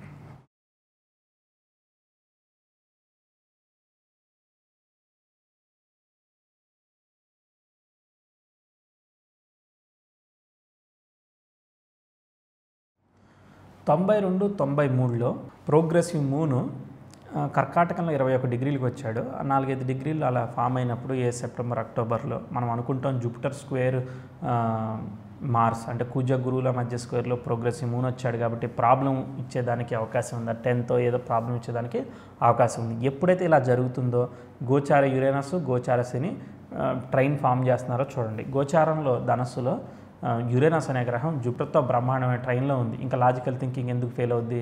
ఏమీ ఫెయిల్ అవ్వదు, బాగానే ఉంటుంది. ఓకే, శని కూడా చూడండి. కానీ శని మాత్రం మకరంలో ఉండి చేస్తున్నాడు. అంటే ప్రాబ్లీ ఆ టైంలో అనుకున్నది 90% అనుకుంటే 70%, 80% కొంచెం డెఫినెట్లీ మార్కులు తగ్గుతాయి. ఎందుకంటే ఈ స్క్వేర్లో శని ఇన్వాల్వ్ అయ్యాడు. ఆ శని కనుక వేరే రాశిలో ఉండుంటే బాగుండేది. ఓకే, ఇక్కడ కూడా మీరు ఏలనాటి శని అప్లై చేసుకుంటే చేసుకోండి, మీ ఇష్టం. సో కాబట్టి ఆ 92, 93లో కూడా కొంచెం స్లో అవుతుంది. ఏమీ భయపడాల్సిన అవసరం లేదు. గోచారం ఏంటిది? జస్ట్ కొంచెం అంతే. ప్రోగ్రెసివ్ మూన్ ఒక నెల అంతే. రెండో విషయం ఇక్కడ మీరు విచిత్రంగా అబ్జర్వ్ చేయాల్సింది, progressive mercury 10th house square ఇస్తున్నాడు. ఇది కంపల్సరీ. అంటే ఇప్పుడు మీరు 80% నుంచి 70%కి రావాలి. ఓకే, తగ్గుతాయి. సో 92 నుంచి 94 మధ్యలో ఫాదర్ బిజినెస్లో స్టాగ్నెంట్ కావచ్చు, అంటే ఆగిపోతాయి. అక్కడ ఉన్నాయి, అక్కడ ఆగిపోవడం, ప్రోగ్రెస్ కాకపోవడం, ముందుకు డెసిషన్స్ పోకపోవడం ఇలాంటివి ఇస్తుంది. ఓకే, అబ్బాయి ఎడ్యుకేషన్లో సందిగ్ధత, అంటే అటు నేను వేరే కోర్స్కి వెళ్ళాలా, ఆ కోర్స్కి వెళ్ళాలా, ఈ కోర్స్కి వెళ్ళాలా, ఇలాంటి వ్యావరింగ్ సిచ్యువేషన్స్ ఏమన్నా ఉండొచ్చు. ఓకే,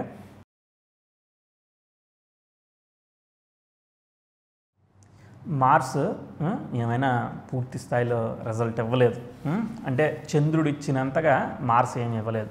సంతోషం ఏంటంటే లాస్ ఏమీ కాకుండా చూసుకున్నాడు అంతే.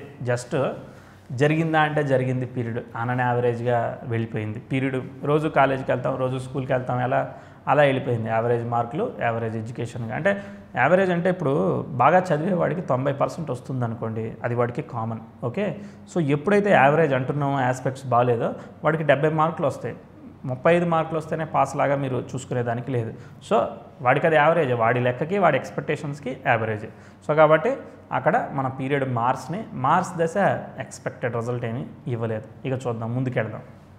ఇలా దశానాథుడిని మనం ప్రోగ్రెషన్ చూసుకున్నాక ఎస్టిమేట్ చేయాలి. అంటే ఓ రకంగా బాధకం ఆపరేట్ అయిందన్నట్టు కదా. అష్టమాధిపత్యం, లాభాధిపత్యం అన్నీ ఆపరేట్ అయ్యి మిక్స్డ్ రిజల్ట్ ఇచ్చాయి. అనుకున్నంత స్థాయి ప్రోగ్రెస్ అందుకోలేదు. సో మార్స్ ఎక్స్పెక్టెడ్ రిజల్ట్ ఇవ్వలేదు నా లెక్క ప్రకారం. అంటే చంద్రుడు సూపర్గా పనిచేశాడు. తర్వాత రాహు చూద్దాం, వ్యయంలో ఉన్న. ఇక కుజుడు యోగించలేదంటే కళ్ళు మూసుకుని రాహు సూపర్ అని చెప్పేచ్చు అనమాట. అంటే ఇక్కడ వ్యయంలో రాహు మనం దోషంగా తీసుకున్నాం, గుర్తుందా? కానీ దశలో యోగిస్తాడు కదా, అద్దరగొట్టేస్తాడు. కుజుడు భాగ్యస్థానంలో ఉన్న రిజల్ట్, అక్కడ యోగం బట్టిన రిజల్ట్ అంతా కూడా ఇప్పుడు రాహు ఇస్తాడు. అంటే బ్రహ్మాండమైన యోగాన్ని క్రియేట్ చేస్తాడు. చూద్దాం. చూడండి, 97, 98కి ప్రోగ్రెసివ్ 10th హౌస్ ఎక్స్టైల్ నెటల్ మార్స్ జరుగుతుంది. ఎక్స్ట్రాడినరీ ఆస్పెక్ట్, అంటే హైయర్ ఎడ్యుకేషను వాటిలో బ్రహ్మాండమైన రిజల్ట్ ఇస్తుంది. అలానే ప్రోగ్రెసివ్ వీనస్ 24 డిగ్రీలకి మిథునంలోకి వచ్చి మేషంలో ఉన్న గురువుతో సెక్స్టైల్ ఫామ్ చేసింది. గురు శుక్రుల మధ్య కోణస్థితి ఫామ్ అయితే దాన్ని మృదంగ యోగం, విద్యాయోగం అని చెప్తారు. వెస్ట్రన్లో ఇవన్నీ ఎందుకు చెప్తున్నారని అడగకండి.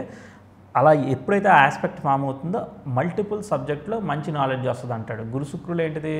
వాళ్ళు గురువులు అనమాట. So intellectual planets. సో వాటి మధ్య ఫామ్ అయిందంటే ఏమవుద్ది? నాలెడ్జ్ వస్తుంది. ఇక్కడ ఏమైంది? పంచమాధిపతి, సప్తమాధిపతి, పంచమ వ్యయాధిపతి. పంచమ వ్యయ స్థానాలు అంటే ఏంటిది? ఎడ్యుకేషన్ కోసం ఏదైనా రీలొకేషన్ చేసినా అవి ఫేవరబుల్గా ఉంటాయి. అండ్ సిగ్నిఫికెంట్గా, అంటే ఒక తన మార్క్ని, తన బ్రాండ్ని క్రియేట్ చేసే అంతగా ఒరిజినల్గా చార్ట్లో ఉన్న యోగం అంతా ఎలివేట్ చేస్తుంది. అంటే జాతకుడికి ఒక 21 సంవత్సరాల దగ్గర ఒక బ్రహ్మాండమైన యోగం ఫామ్ అవుతుందనంటే ఎడ్యుకేషన్ అసలు ఏ స్థాయిలో ఉంటుంది అసలు మీరు ఇమాజిన్ చేయలేరు.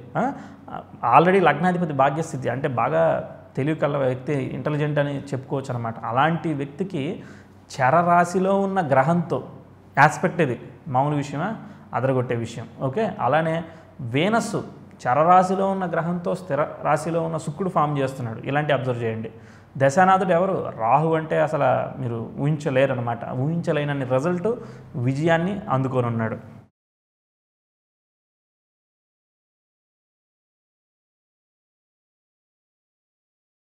97 నుంచి 2000 రాహులో రాహు యోగిస్తే తర్వాత దశ యోగించదని చెప్పాంగా.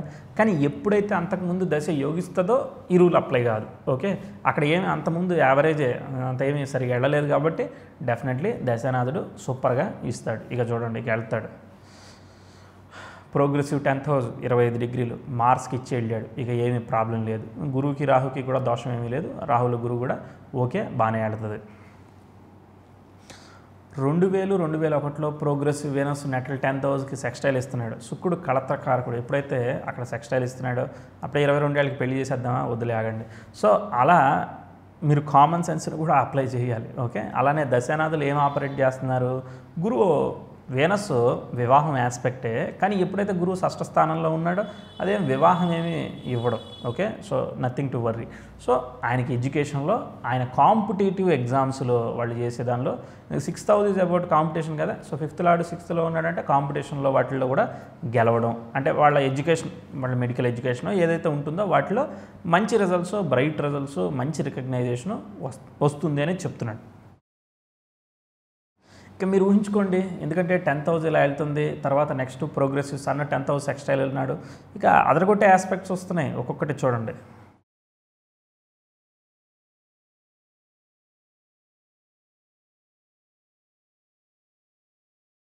Progressive sun sextile natal Jupiter, అంటే సన్ సెక్స్టైల్ జూపిటర్ ఫామ్ అయితే ఏముంటుంది? దశమాధిపతి ధనాధిపతితో అర్ధకోణ స్థితి, ప్రోగ్రెషన్లో డబ్బులు వస్తాయి, అంటే ఇంటర్న్షిప్ ఏదో ఒకటి చేసి అక్కడ డబ్బులు వచ్చేదానికి అవకాశం ఉంది. 27 ఏళ్ళు జరుగుతున్నాయి. వివాహం అవన్నీ కూడా చేసుకునేదానికి అవన్నీ కూడా ఫేవరబుల్ ఆస్పెక్ట్సే. ఓకే, అది పాజిటివ్గా ఉంది. ఇంకా ప్రోగ్రెసివ్ మార్స్ నెటల్ యురేనస్తో sextile aspect, all of a sudden కొత్త దానిలోకి ముందుకెళ్ళేదానికి, కొత్త సబ్జెక్టు నాలెడ్జ్ని ఇంప్రూవ్ చేయడం, ప్రొఫెషన్లో ఇంప్రూవ్మెంట్ రావడం, ఇవన్నీ ఆస్పెక్ట్స్. ఇదే టైంలో వివాహాలు కూడా ఇచ్చేస్తాడు. తర్వాత 2003. సో ఇప్పుడు ఇలాంటప్పుడు దశ చూసుకోవాలి. దశానాథుడు కనుక 7కి కనెక్ట్ అయితే అక్కడ బుధుడు, రాహులో బుధుడు సప్తమాధిపతితో కలిసి ఉన్నాడు కదా, అలాంటివన్నీ కూడా వివాహం ఇచ్చేదానికి ఓకే. అయితే 6వ భావంలో ఉన్నాడు కాబట్టి కొంచెం వెనక్కి ముందుకి, కానీ ఆ బుధుడు ఉన్న నక్షత్రాధిపతి సప్తమంలో ఉన్నాడు కాబట్టి రాహులో బుధుడు వివాహం ఇవ్వడానికి చాలా ఆల్రెడీ ఆస్పెక్ట్ అంతా పాజిటివ్గా ఉంది. ఎడ్యుకేషను, ప్రొఫెషను అవన్నీ సెటిల్మెంట్ అయ్యాయి కాబట్టి వివాహం ఇచ్చేస్తుంది. సో కాబట్టి రాహు దశ is absolutely fine. Already 7th లార్డ్కి సిగ్నిఫికేటర్ 11వ భావంలో ఉన్నాడు. 7, 11 ఆపరేట్ అవుద్ది డెఫినెట్లీ. కుజుడు చేత చూస్తున్నాడు, కుజ నక్షత్రంలోనే శుక్రుడు ఉన్నాడు. సో కాబట్టి కుజుడు శుక్రుడి కంట్రోల్ చేస్తున్నాడు, కుజుడిని రాహు కంట్రోల్ చేస్తున్నాడు. ఆల్రెడీ రాహు శుక్రుడికి ఏజెంట్, ఇది జనరల్ క్యాలిక్యులేషన్. ఓకే, సో వివాహానికి ఎక్కడైనా కూడా ఇచ్చేసేదానికి అవకాశం ఉంది. రాహులో బుధుడు బలంగా ఇచ్చేదానికి అవకాశం ఉంది. గురువు కూడా ఇస్తూ ఉంటాడు, ట్విస్ట్ అనమాట. ఇచ్చాడంటే మనం ఆశ్చర్యపోవాలి, అంతే, ఏం లేదు. 6లో ఉన్నా కూడా ఇస్తూ ఉంటుంది, ఎందుకంటే 7th లార్డ్ స్టార్లో ఉన్నాడు, ఆయన 7thలో పొజిట్ అయ్యాడు కాబట్టి అది కూడా ఇచ్చేదానికి అవకాశం. సో ఏమీ అడ్డంకంటూ ఏమీ లేదు. ఓకే, ఇక ఆ జాతకుడు ఫ్రీ విల్, 6th హౌస్ ఏంటిది, ఫ్రీ విల్, చేసుకోవాలనుకుంటే చేసుకోవచ్చు, లేదంటే లేదు. ఒక్కోసారి ఎలా ఉంటాయంటే కొన్ని కాంబినేషన్స్ సప్తమంలో ఉంటూ ఫామ్ అవుతాయి, ఖచ్చితంగా వివాహం అని చెప్పచ్చు. కొన్నిట్లో ఎలా ఉంటుంది, ఇక్కడ కాకపోతే అక్కడ, అక్కడ కాకపోతే ఎక్కడైనా చేసుకో, నో ప్రాబ్లం, ఇలా ఉంటాయి అన్నమాట. సో వాటిని కూడా మనం అబ్జర్వ్ చేసుకోవాలి. ఎనివే మనకి క్యాలిక్యులేషన్ ఫ్లో కావాలి, అది జరిగిందా జరగలేదు అనేది దాని గురించి మనకి వరీ లేదు. ఏదో ఒక దానిలో అది పాజిటివ్ రిజల్ట్ ఇస్తుంది.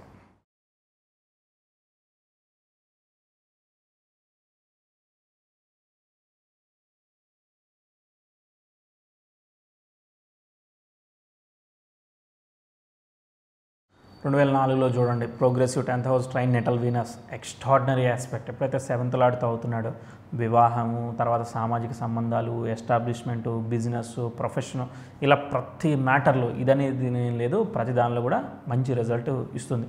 అసలు రాహువు జరుగుతూ ఆస్పెక్ట్స్ ఎట్లా జరుగుతున్నాయి, అసలు ఒక్కదాని తర్వాత ఒకటి పవర్ఫుల్ ఆస్పెక్ట్స్ జరుగుతున్నాయి.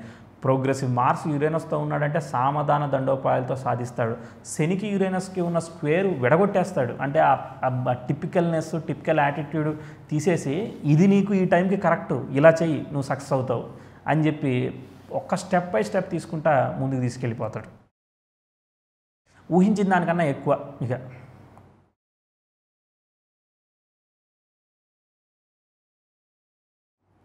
తర్వాత 2006లో చూడండి, ఆ వీనస్తో అవ్వగానే 10th house trine natal sun form అయింది, అది కూడా మంచిది.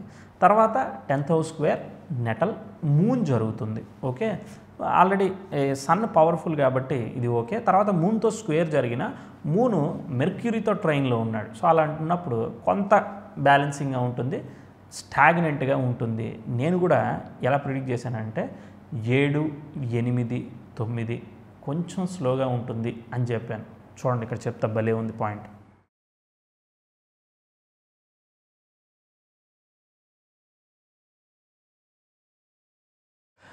కుంభంలో యురేనస్ సంచారం, సింహంలో శని సంచారం, చంద్ర అష్టమంలో జరుగుతుంది. స్లోగా ఉంటుంది, మరి మీకు స్లో అయిందా అని చెప్పాను. దశ కూడా చూద్దాం.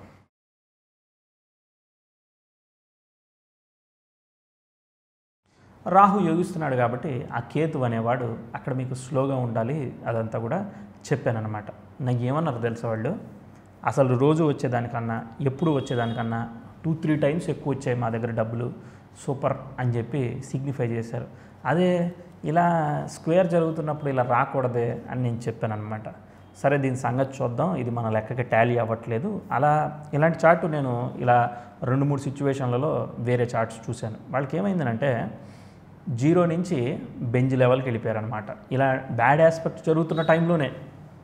తర్వాత ఏమైందో తెలుసా, మళ్ళీ ఏదో రైడ్లో ఏయో అయ్యి సడన్గా వాళ్ళు మళ్ళీ స్టార్టింగ్ లెవెల్కి బాటమ్ లెవెల్కి వచ్చేయడం. అంటే ప్రోగ్రెషన్స్ ఎంత పర్ఫెక్ట్ మనం అర్థం చేసుకోవడం, దశని అర్థం చేసుకోవడం అనేది ఇంత ఇంపార్టెంట్ అనమాట. అంటే ఆ దశలు అలా రిజల్ట్స్ ఇస్తున్నాయంటే, ర్యాపిడ్గా ఇస్తున్నాయంటే ఇన్వెస్ట్మెంట్స్ చేయకూడదు, వచ్చిన డబ్బుల్లో కమిటెడ్ సేవింగ్ చేయాలి, గ్రీడీనెస్కి పోకూడదు, ఒరిజినల్ కాంబినేషన్ని మళ్ళీ గుర్తు తెచ్చుకోవాలి. ఓకే, సో అది జాగ్రత్త. చూడండి కాన్సిక్వెన్స్ చూపిస్తాను.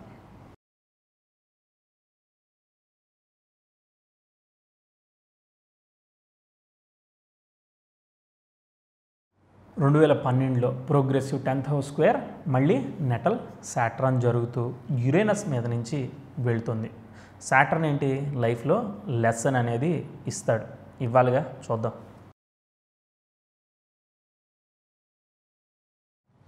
2012 డిసెంబర్ నుంచి 14 జూన్ వరకు చంద్రుడు జరుగుతున్నాడు. బాధకాధిపతి నక్షత్రం, బాధకాధిపతి దశమాధిపతి నక్షత్రంలో ఉంటే యోగిస్తాడు కాబట్టి ఈ దశ యోగించింది. ప్రోగ్రెషన్ అనేది నెగిటివ్గా పనిచేయలేదు. కాకపోతే ఈయనకి బ్యాక్గ్రౌండ్లో ఏం జరుగుతుందంటే, మనం ఏదైనా చేయాలి, గట్టిగా చేయాలి, సాధించాలి అని ఇలా థాట్స్ బ్యాక్గ్రౌండ్లో రన్ అవుతున్నాయి. ఎప్పుడైతే ఈ యోగం కంప్లీట్ అయిపోయిందో, ఆ రాహు యోగిస్తున్నాడో, ఆ రాహులో కుజుడు వచ్చినప్పుడు, ఆ కుజుడు యోగించడగా మనకు తెలిసిందే, ఆ దశ కూడా పైన పని చేయలేదు. ఎప్పుడైతే ఇది చిత్ర దశ వచ్చిందో, ఆల్రెడీ ఆ 10th హౌస్ వదిలిపెట్టకుండా యురేనస్తో కూడా కంజైన్ చేసింది. పెద్ద ప్రమాదము, పెద్ద యాక్సిడెంటు, అగాధం ఇలా చెప్తాం అన్నమాట మనం ప్రోగ్రెసివ్ ఆస్పెక్ట్. కానీ రిజల్ట్ ఏమైందో తెలుసా, ఈయన వేరే వాళ్ళకి నమ్మి కొంత డబ్బులు ఇంట్రెస్ట్కి ఈ పెద్ద స్థాయిలో ఇవ్వడం జరిగింది. వాళ్ళు ఇక ఈ స్క్వేర్లో ఇస్తే ఎలా ఉంటుంది, దీనికి ఇండివిజువల్గా కూడా నన్ను వీళ్ళు కొర్రీ అడగడం జరిగింది. ప్రశ్న అడిగారు కేపీలో. ఓకే, అది కూడా ఏమొచ్చింది, ఇవ్వద్దు, ఇస్తే చాలా టైం పడుతుంది, రావడం చాలా కష్టం, వచ్చిన ఇన్స్టాల్మెంట్లో వస్తాయి, ఇప్పుడు అప్పుడే రావు, మినిమం 2.5-3 సంవత్సరాలు పడుతుంది అని చెప్పి క్లియర్గా చెప్పాను. వీళ్ళు ఏమనుకున్నారు, వీళ్ళు వేరే వాళ్ళ దగ్గర కూడా చూసుకుని నెక్స్ట్ రాబోయేది గురుదశ, ఏమీ ప్రాబ్లం లేదు, బ్రహ్మాండంగా ఉంటుంది, గురు వృశ్చిక లగ్నానికి పంచమాధిపతి, ధనాధిపతి, డబ్బులు ఒరవడిగా వస్తాయి అని చెప్పి వాళ్ళని మిస్గైడ్ చేశారు. వీళ్ళు ఏం చేశారు, వీళ్ళు చేసేసుకున్నారు, ఇచ్చేశారు, నాకేమీ చెప్పలేదు. నాకు 2-3 నెలల తర్వాత ఇగో మేము చేసాం అని చెప్పి చెప్పారనమాట. ఇక మనం పిచ్చోళ్ళం అయిపోతాం కదా, ఒకళ్ళ ఫేట్ ఎవడో చేంజ్ చేయలేడు. ఓకే, అది మీరు గుర్తుపెట్టుకోవాలి. ఇంకోటి, ఈ చార్ట్లో ఏవైతే గ్రహాలు ఉంటాయో వాటిని డీల్ చేసే బలమైన గ్రహాలు ఆస్ట్రాలజర్ ఉంటేనే వాడి మాట వాళ్ళు వింటారు. చెవిటి వాడి ముందు శంఖం ఊదిన వాడికి ఏమి వినబడదు లాగా ఆస్ట్రాలజర్ గ్రహాలు బలంగా లేకపోతే వాడు చెప్పింది మంచి అయినా, పవర్ఫుల్ స్టేట్మెంట్ అయినా, నీకు బలమైన సబ్జెక్ట్ వచ్చినా వాడికి ఏమీ అర్థం కాదు, అదేమీ కనబడదు. అలానే జాతకుడు రిస్క్, గట్ ఫీలింగ్తో ప్రోగ్రెస్ అవడం. శని యురేనస్ అసలు టిపికల్ మైండ్ స్టార్ట్ అయింది. సో ఇది ప్రాబ్లం క్రియేట్ చేసింది. అరౌండ్ 3 years వరకు అదేమీ కూడా సెటిల్ అవ్వలేదు. ఓకే, సో గురువు మొత్తం కూడా ఎక్స్ట్రాడినరీగా సఫరింగ్ ఇచ్చాడు, స్ట్రెస్ ఇచ్చాడు, డ్యామేజ్ ఇచ్చాడు. By the God grace luck అంతే. ఇక ఇట్లాంటి టైంలో ఏ చార్ట్ కనుక డబ్బులు ఇచ్చాము వస్తాయా అని అడిగితే దేవుడికి దండం పెట్టుకో, వస్తే నీకు దేవుడికి మధ్య మంచి రిలేషన్షిప్ ఉన్నట్టు, లేదంటే మాత్రం లేదన్నట్టే అని చెప్పి క్లియర్గా చెప్పేయచ్చు. అవి రావని కొండ బద్దలు కట్టి స్ట్రైట్ ఫార్వర్డ్గా చెప్పేయచ్చు అనమాట. ఓకే, సో నేను కూడా చాలా కష్టం, గాడ్స్ గ్రేస్ అంతే తప్ప వేరే ఏమీ లేదని చెప్పి ఫ్రాంక్గా డిక్లేర్ చేయడం జరిగింది. యాజ్ పర్ ద ప్రశ్న ఇక అది సపరేట్ డివిజన్ అనుకోండి, బట్ సిచ్యువేషన్ ఇది అనమాట. ఓకే, అలా ఆ రాహులో కుజుడు అదరగొట్టేలాగా సఫరింగ్ చేశాడు. తర్వాత కాన్సిక్వెన్స్ గురువు కూడా ఏమి రిజల్ట్ ఇవ్వలేదు. భృగు షట్క దోషం అదేగా. సో అదే రిజల్ట్, అదే ప్రోగ్రెషను, అదే ట్రాన్సిట్. చూడండి ప్రోగ్రెసివ్ మూన్ ఎక్కడ ఉన్నాడో చూద్దాం.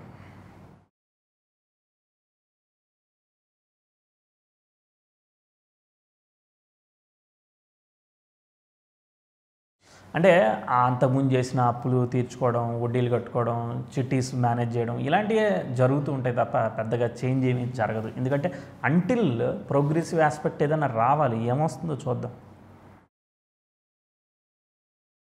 ఓకే, ప్రోగ్రెసివ్లో ఏదన్నా progressive aspect by God's grace దొరికితేనే అది కూడా ఏమైనా సాల్వ్ అవుతుంది, లేదంటే మాత్రం కష్టం. ఇప్పుడు 2012 నుంచి రన్ అవుతున్న ఆస్పెక్ట్ వాళ్ళకి ఏమీ కాలేదు కదా. నేను చెప్పా కదా, ఒరవడిగా డబ్బులు రావడం ఇదంతా జరిగాయి. రాహు ఇచ్చాడు, బ్రహ్మాండంగా బ్లెస్ చేశాడు. కానీ ఎప్పుడైతే రాహులో కుజుడు వచ్చాడు, గ్రీడీనెస్కి వెళ్ళాడు జాతకుడు, యోగం అంతా కూడా రివర్స్ అయింది. అక్కడ ప్రాబ్లం స్టార్ట్ అయింది. ఇప్పుడు మనం ఏం ఎతకాలి, ఎప్పుడు వచ్చేదానికి అవకాశం ఉన్నాయని, అవకాశమే వస్తాయని కూడా గ్యారంటీ కాదు. దెర్ ఇస్ అ పాసిబిలిటీ అంతే. అదెంత, జస్ట్ ఫ్యూ పర్సెంట్, 1-2% అంతే. అది లక్ అంతే ఇక. ఎందుకంటే ఇక్కడ భాగ్యాధిపతి అనేవాడు బాగున్నాడు, అది లక్ అనమాట. ఆ లక్ ఏమన్నా వర్కౌట్ అయితే వర్కౌట్ అవ్వాలి. ఆస్పెక్ట్ ఎలా ఉందో చూద్దాం, దశ ఎలా ఉందో చూద్దాం.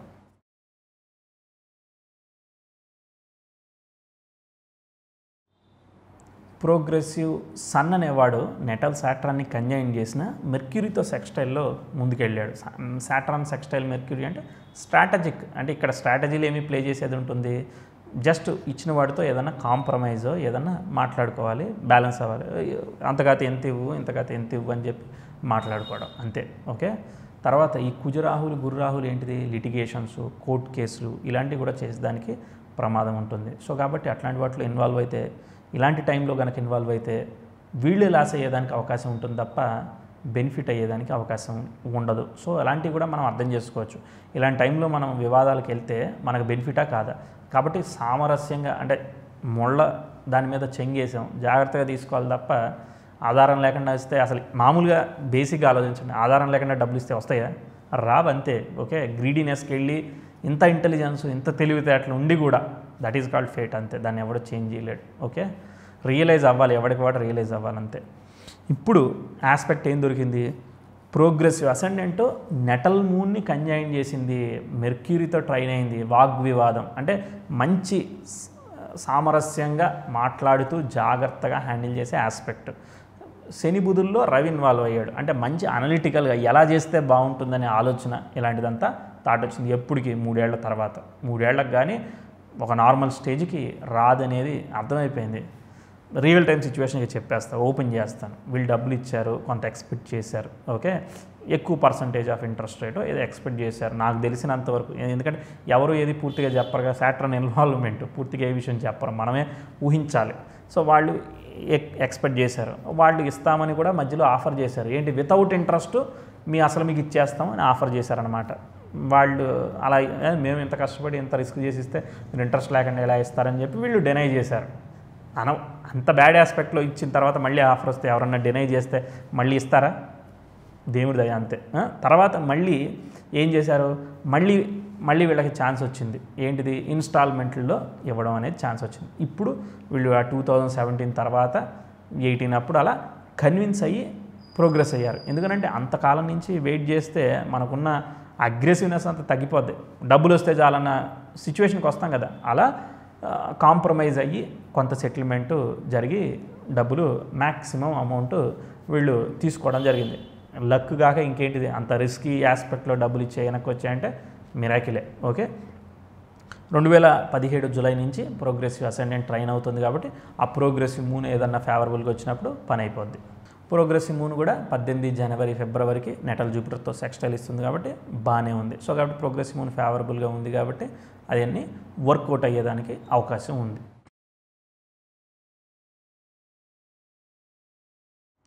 ఓకే, ఇక ఇప్పుడు చూద్దాం ఇప్పుడేమి ఆస్పెక్ట్స్ ఫామ్ అవుతున్నాయో చూస్తూ మనం కంక్లూడ్ చేయొచ్చు. జూపిటర్ వృశ్చిక లగ్నానికి ధన పంచమాధిపతి 6లో ఉన్నాడు. నాకు ఫస్ట్ నుంచి డౌట్ఫుల్లే.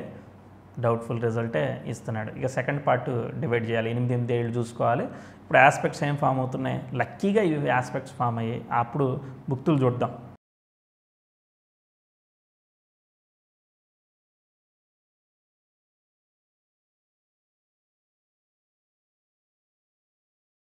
గురువులో శని భగవానుడు ఇచ్చాడు.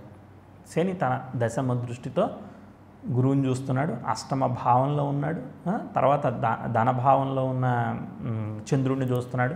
అక్కడ యోగం అనేది ఉంది కాబట్టి అక్కడ లక్కీగా పంచమాధిపతి అయినవాడు ధనాధిపతి కూడా కాబట్టి చేసిన ఇన్వెస్ట్మెంట్ అంటే 7 and 12 కదా శుక్రుడి నక్షత్రం, చేసిన ఇన్వెస్ట్మెంట్ని రిటర్న్ తీసుకునే దానికి అష్టమం అంటే ఏంటిది, ఏదేమైనా కూడా కష్టపడి సాధించడం అనమాట. సో చాలా కష్టపడి అది సాధించుకోవడం, అవన్నీ కూడా శని పొజిషనల్ స్టేటస్లో ఉండడం వల్ల బ్లెస్సింగ్ అనేది జాతకుడికి ఇవ్వడం జరిగింది. ఇలా మనం ఆ సిచ్యువేషన్ని కంక్లూడ్ చేయొచ్చు. ఇలా ఒక సిచ్యువేషన్లో ఆ ప్లానెట్స్ ఎలా పనిచేస్తున్నాయి అనేదాన్ని మనం జాగ్రత్తగా అర్థం చేసుకోవాలి. ఈరోజు మనం ఏదో తిందాం అనుకుంటున్నాం, ఈవెన్ దానిలో కూడా ఏ కాంబినేషన్ వల్ల ఫుడ్ మనకి పాజిటివ్గా ఉంది, ఫుడ్ తినడం వల్ల మనం ఎంజాయ్ చేసాం, ఇలా కూడా మనం అర్థం చేసుకోవచ్చు. సరే, ఇప్పుడు నెక్స్ట్ ఆస్పెక్ట్స్ని బట్టి గురువు ఏం ఫలితాన్ని ఇవ్వబోతున్నాడు ఏంటిదో చూద్దాం. గురువు అయితే యోగించలేదు, గురులో శని రిజల్ట్ ఇచ్చాడు. తర్వాత కాన్సిక్వెన్సెస్ చూద్దాం. ప్రోగ్రెసివ్ నువ్వు స్ట్రక్ అవుతున్న రాహువు కేతువు గోచారంలో 2019 అక్టోబర్ 2020 జూన్లో స్వనక్షత్రాలకు వస్తున్నాడు. ఎప్పుడైతే కేతు 6లో బలంగా ఉన్నాడో 2019 అక్టోబర్ 2020 జూన్లో మంచి రిజల్ట్స్ ఇచ్చేదానికి అవకాశం ఉంది. గోచారంలో శని కూడా ఆ గురువుతో ట్రైన్ అవుతున్నాడు, బాగానే ఉంది. సో పర్వాలేదు. సో కాబట్టి ఇప్పుడు ప్రోగ్రెస్, ఇంప్రూవ్మెంటు, చతుర్థాధిపతి దశ వచ్చినప్పుడు గృహయోగం అంటే ఇల్లు కట్టుకోవడం, ఆ వచ్చిన డబ్బులతో ఇలాంటివన్నీ కూడా కంఫర్టబుల్గా జరిగేదానికి అవకాశం ఉంది, పాజిటివ్. అలానే ప్రోగ్రెసివ్ వీనస్ కూడా అసెండెంట్కి ట్రైన్ అవుతాయి, కొత్త సామాజిక సంబంధాలు, వ్యాపారంలో ఇంప్రూవ్మెంటు కొంత ఇస్తాడు. ఇదివరకు జరిగినంత రాహులో జరిగినంతగా జరగాలంటే కాదు. ఇక్కడ కుజుడు యోగించలేదు కాబట్టి రాహు యోగించాడు, గురువు కూడా యోగిస్తాడు, బట్ కాతే not up to the mark. అది మీరు గుర్తుపెట్టుకోవాలి. ఎందుకంటే 6th ఉన్నాడు, మర్చిపోకూడదు. స్క్వేర్లో ఉన్నాడు, అది మర్చిపోకూడదు.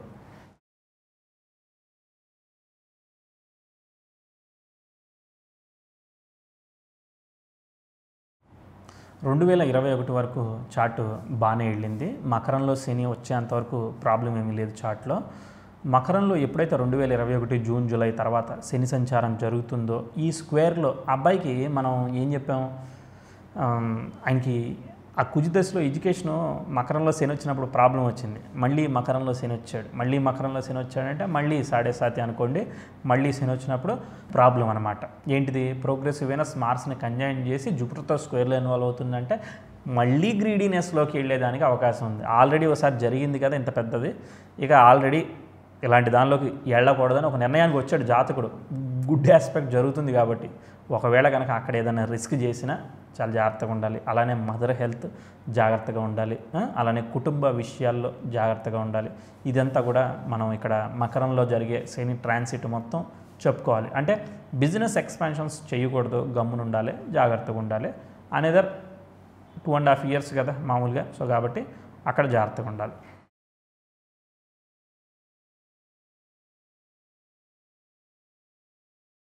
2023లో ప్రోగ్రెసివ్ అసెండెంట్ నెటల్ మెర్క్యూరీతో ట్రైన్ అవుతుంది. ఈ బ్యాడ్ ఆస్పెక్ట్స్ దాటినాక ఇది ఇంకొక 2 years పాటు కొంచెం మళ్ళీ వ్యాపారంలో మళ్ళీ ఫ్రీనెస్, చేసే పాతదే, కొత్తది ఏమీ లేదు ఇక. ఓకే, పాత దానిలోనే చేసుకుంటూ వెళ్ళాలి, ఎవరిని నమ్మి ఏ డబ్బులు ఇవ్వకూడదు. అంటే ఎందుకంటే 6లో ఉన్న గురువు యోగించేవాడైనా కూడా ఎప్పుడైతే 6లో పడ్డాడో, దుస్థానంలో పడ్డాడో, if you are taking risk it is your karma అని చెప్తుంది. అర్థమైందా? 6th house కర్మస్థానం కదా.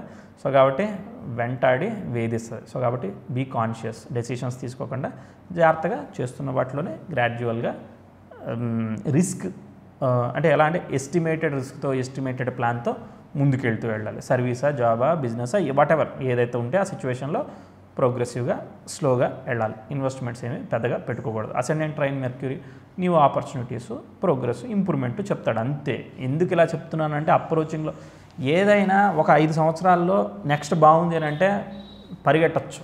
ఎక్కడైతే బ్రేకులు పడుతున్నాయో పరిగెట్టకూడదు. వచ్చిన దాన్ని తీసుకుని బ్యాగ్లో వేసుకొని దాచుకోవాలి అంతే.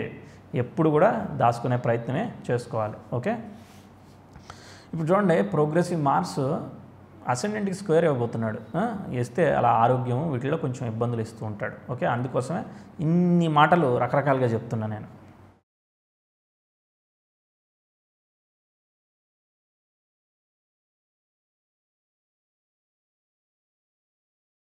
2026-27లో ప్రోగ్రెసివ్ మార్స్ అసెండెంట్కి స్క్వేర్ ఇస్తున్నాడు. 25లో ప్రోగ్రెసివ్ వీనస్ నెటల్ వీనస్కి సెక్స్టైల్ ఇచ్చాడు. అవన్నీ బాగానే ఉన్నాయి. సో ఇక్కడ స్క్వేర్ ఇస్తున్నాడు కాబట్టి 26-27లో కొత్త డెసిషన్స్, ఎందుకంటే 9th హౌస్ డెసిషన్స్ అనమాట. సో కాబట్టి కొత్త డెసిషన్స్ తీసుకోకూడదు.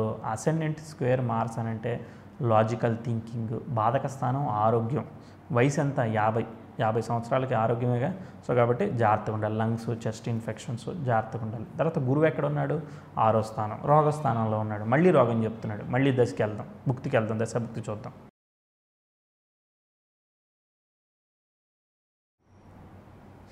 గురువులో రవి జరుగుతున్నాడు. గురువులో రవి మనకు దశలో యోగించలేదు. సో ఆబ్వియస్లీ ఆ గురువులో రవి గనక ప్రొఫెషనల్గా ఏవైనా కొంచెం ఇబ్బందులు కావచ్చు, కాంపిటీషన్ వచ్చి బిజినెస్ అక్కడే స్ట్రక్ అవ్వడం కావచ్చు, అంటే ముందుకు వెళ్ళలేకపోవడం, ఆల్రెడీ సంపాదించుకున్నాయి అవన్నీ ఉన్నాయి ఓకే, మళ్ళీ కొత్తగా ఏదైనా చేద్దానంటే పరిస్థితులు కన్వీనియంట్గా ఉండాలిగా, అప్గ్రేడ్ అవ్వాలిగా మనిషి.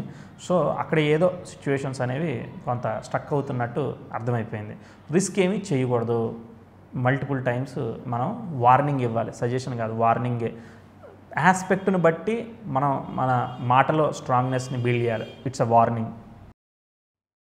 26-27లో ప్రోగ్రెసివ్ మూన్ కూడా టీ స్క్వేర్లో ఇన్వాల్వ్ అయ్యాడు. మళ్ళీ 28లో progressive 10th house is directly square with natal Mars opposition to Jupiter, అంటే గురుకుజుల స్క్వేర్లో మళ్ళీ ఇన్వాల్వ్ అవుతుంది. అంటే ఏంటంటే కెరియర్ ఏదో ఇష్యూ కనిపిస్తుంది. ఇప్పుడు మనం దశాంశకి వెళ్ళిపోవాలి.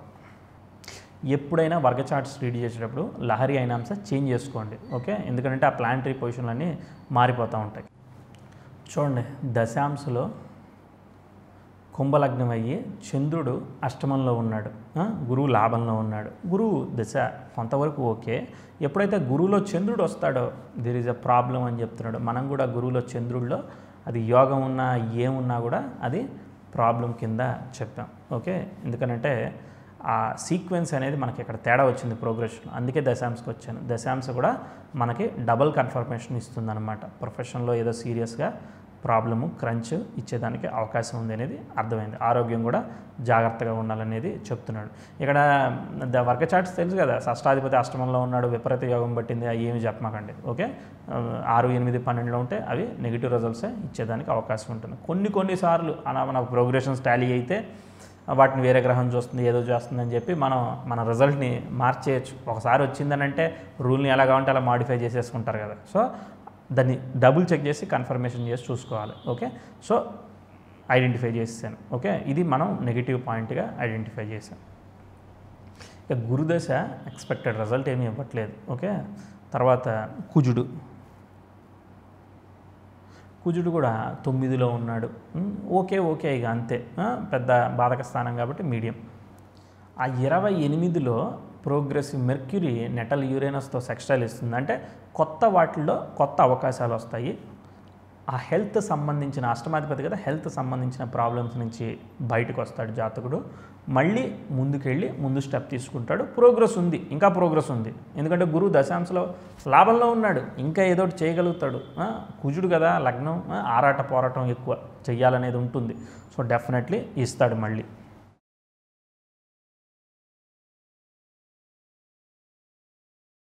మళ్ళీ 31 వరకు రాహు బాగుంటాడు కదా. సో కాబట్టి ఆ గురువులో రాహు అవన్నీ మళ్ళీ డబ్బులు, మళ్ళీ ఫైనాన్షియల్ కండిషన్స్, కొంత ప్రోగ్రెస్ ఏదో రకంగా అవకాశం ఇస్తాయి, ఇంప్రూవ్ చేస్తాయి. తర్వాత చూడండి, మళ్ళీ 32లో ప్రోగ్రెసివ్ సన్ను నెటల్ మార్స్ని కంజైన్ చేసి మళ్ళీ స్క్వేర్లోకి వెళ్తూ అసెండెంట్కి ట్రైన్ ఇచ్చినా కూడా మళ్ళీ స్క్వేర్లోకి వెళ్తున్నాడు. కాబట్టి మళ్ళీ 31 నుంచి 34 గోచారంలో మిథునంలో శని యురేనస్లు నెటల్ రవి మీదకి సంచరిస్తున్నారు. ఆయన సప్తమ భావం అనుకున్న అష్టమంలో ఉన్నాడు. సో కాబట్టి రవి మీదకి శని వస్తే ఆరోగ్యము, ప్రాబ్లమ్స్, హెల్త్ ఇవన్నీ జాగ్రత్త.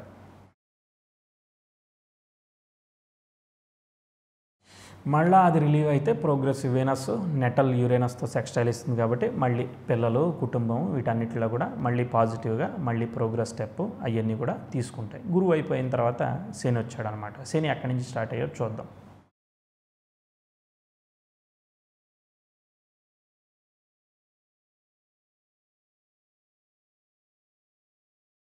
31 నుంచి 34 శనే ఉన్నాడు. శనిలో శని ఇబ్బంది పెడుతున్నాడు. శనిలో శని ఇబ్బంది పెడితే తర్వాత కాన్సిక్వెన్స్ పీరియడ్స్ బాగుంటాయి.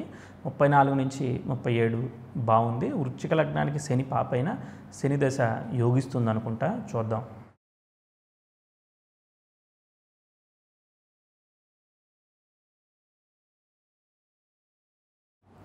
36, 37లో ప్రోగ్రెసివ్ మార్స్ నెటల్ వేనస్కి స్క్వేర్ ఇచ్చాడు. అంతకుముందు జూపిటర్తో బాగానే ఉన్నాడు, మళ్ళీ స్క్వేర్ అయ్యాడు కాబట్టి భారీ ఆరోగ్యం ఇవన్నీ జాగ్రత్త చెప్తాము. అప్పుడున్న పరిస్థితులను బట్టి ఇక వాళ్ళ చార్ట్ అదంతా చూడాలి. బట్ ఆ స్క్వేర్ అయినప్పుడు డబ్బులు ఖర్చు ఏదన్నా ఇచ్చేదానికి కూడా అవకాశం ఉంటుంది. సో కాబట్టి ఇన్వెస్ట్మెంట్స్ అలాంటివి చేయకూడదు. అప్పుడున్న పరిస్థితులకి ఇలా మనం మళ్ళీ కన్ఫర్మేషన్ ఇవ్వాలి. 60 దాటిపోయిందిగా ఆపేద్దాం. బట్ కాకపోతే ఊరికే శని దశ ఎలా ఉందనేది చూద్దాం. చూడండి, మళ్ళీ ప్రోగ్రెసివ్ అసెండెంట్ నెటల్ మార్స్కి స్క్వేర్ ఇస్తుంది, జూపిటర్తో అవుతుంది. ప్రోగ్రెసివ్ మార్స్ నెటల్ సన్కి స్క్వేర్ ఇచ్చి మళ్ళీ రిలీవ్ అయ్యి నెటల్ మూన్తో ట్రైన్ అవుతున్నాడు. సో కాబట్టి మిక్స్డ్ ఆస్పెక్ట్స్. సో కాబట్టి బాధక స్థానంలో ఉండడం వల్ల లాస్ట్ హాఫ్ ఆఫ్ లైఫ్ కొంచెం ఆరోగ్యపరంగా కాన్షియస్నెస్ ఉండాలి. గురువు నుంచే డైట్ ప్రాపర్ మెయింటెనెన్స్లో ఉండాలి. లేదంటే యుద్ధానికి రెడీ అయితేగా మనం అక్కడ చేయాలి, సరిగా చేయగలుగుతాం. అలానే హెల్త్ కొంచెం ఇబ్బందిగా ఉండబోతుంది అని మనకు అర్థమవుతుంటే హెల్త్కి సంబంధించి కాన్షియస్నెస్ తీసుకోకపోతే మాత్రం వాళ్ళు డాక్టర్ అవ్వచ్చు, ఇంకా ఎవరైనా అవ్వచ్చు, ఇబ్బంది ఎదుర్కోవాలి. ఎవరికైనా వస్తాయిగా జలుబు కానీ దగ్గు కానీ. సో అలానే అక్కడ ఉన్న ఆస్పెక్ట్స్ టైంను బట్టి, ఎందుకంటే శని అష్టమ భావంలో ఉంటూ బాధకాధిపతిని చూస్తున్నాడు, చూడబడుతున్నాడు కాబట్టి, అలానే మళ్ళీ అక్కడ ఆ భావంలో ఉన్న కుజుడితో కూడా కలిసి ఉన్నాడు కాబట్టి, ఆ లగ్నానికి పాపి కాబట్టి తరుణ వ్యాధులు, తృతీయం తరుణ వ్యాధులు, ఆ వయసుకే అక్కడున్న సమస్యలు చిన్న చిన్నవి వస్తూ ఉంటాయి. అంటే ఒక సంవత్సరం బాగోపోవడం వస్తుంది. కానీ మనం చూస్తే ఆయన ఎడ్యుకేషను, ఆయన ప్రోగ్రెస్, అసలు సెటిల్మెంట్ అదరగొట్టేసింది చార్ట్. ఓకే, తర్వాత నువ్వు అదే స్థాయిలో మెయింటైన్ అవ్వు తప్ప మళ్ళీ గ్రీడీనెస్కి పోమాకని చెప్పేస్తూ రాహు లాస్ట్లో బాయ్ చెప్పేటప్పుడు చెప్పెళ్ళాడు.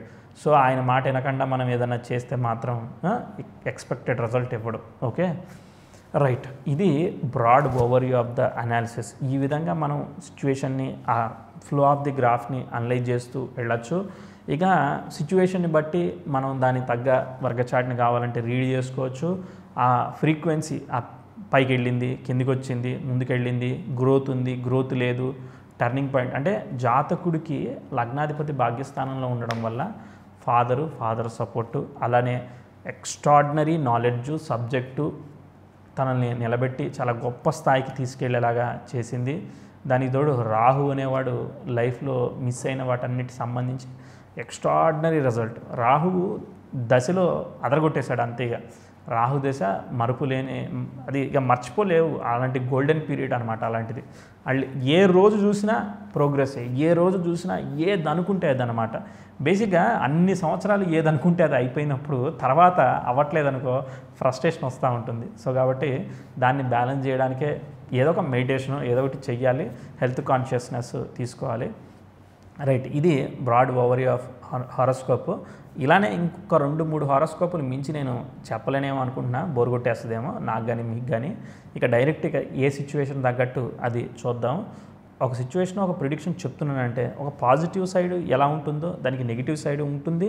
ఒక జడ్జిమెంట్, ఒక ఫైనల్ ఆ పాయింట్ని మనం ట్యాప్ చేస్తున్నప్పుడు ఆ ఇయర్స్ని రెడ్ మార్క్తో మనం దాన్ని ఐడెంటిఫై చేసి పెట్టుకోవాలి. ఆ ట్రాన్సిట్స్ ఉన్నప్పుడు దేని కారకత్వాల్లో డెసిషన్స్ తీసుకోకూడదు అనేది ఆ నెగిటివ్ మీద ఫోకస్ చేయాలి. అంటే మన చేతుల్లో ఉన్నాయి, మనం చేసుకోవచ్చు. ఆరోగ్యం అలాంటివి ఏమీ చేయలేంగా, కాబట్టి ఇన్సూరెన్స్లు అలాంటివి చేసుకోవడం తప్ప చేసేది ఏమీ లేదు. సరే, మీకు నా ఈ ఓవర్వ్యూ అంతా నచ్చిందని అనుకుంటున్నాను. మళ్ళీ నెక్స్ట్ వీడియోలో షార్ట్లీ కలుద్దాం. Okay, thank you so much.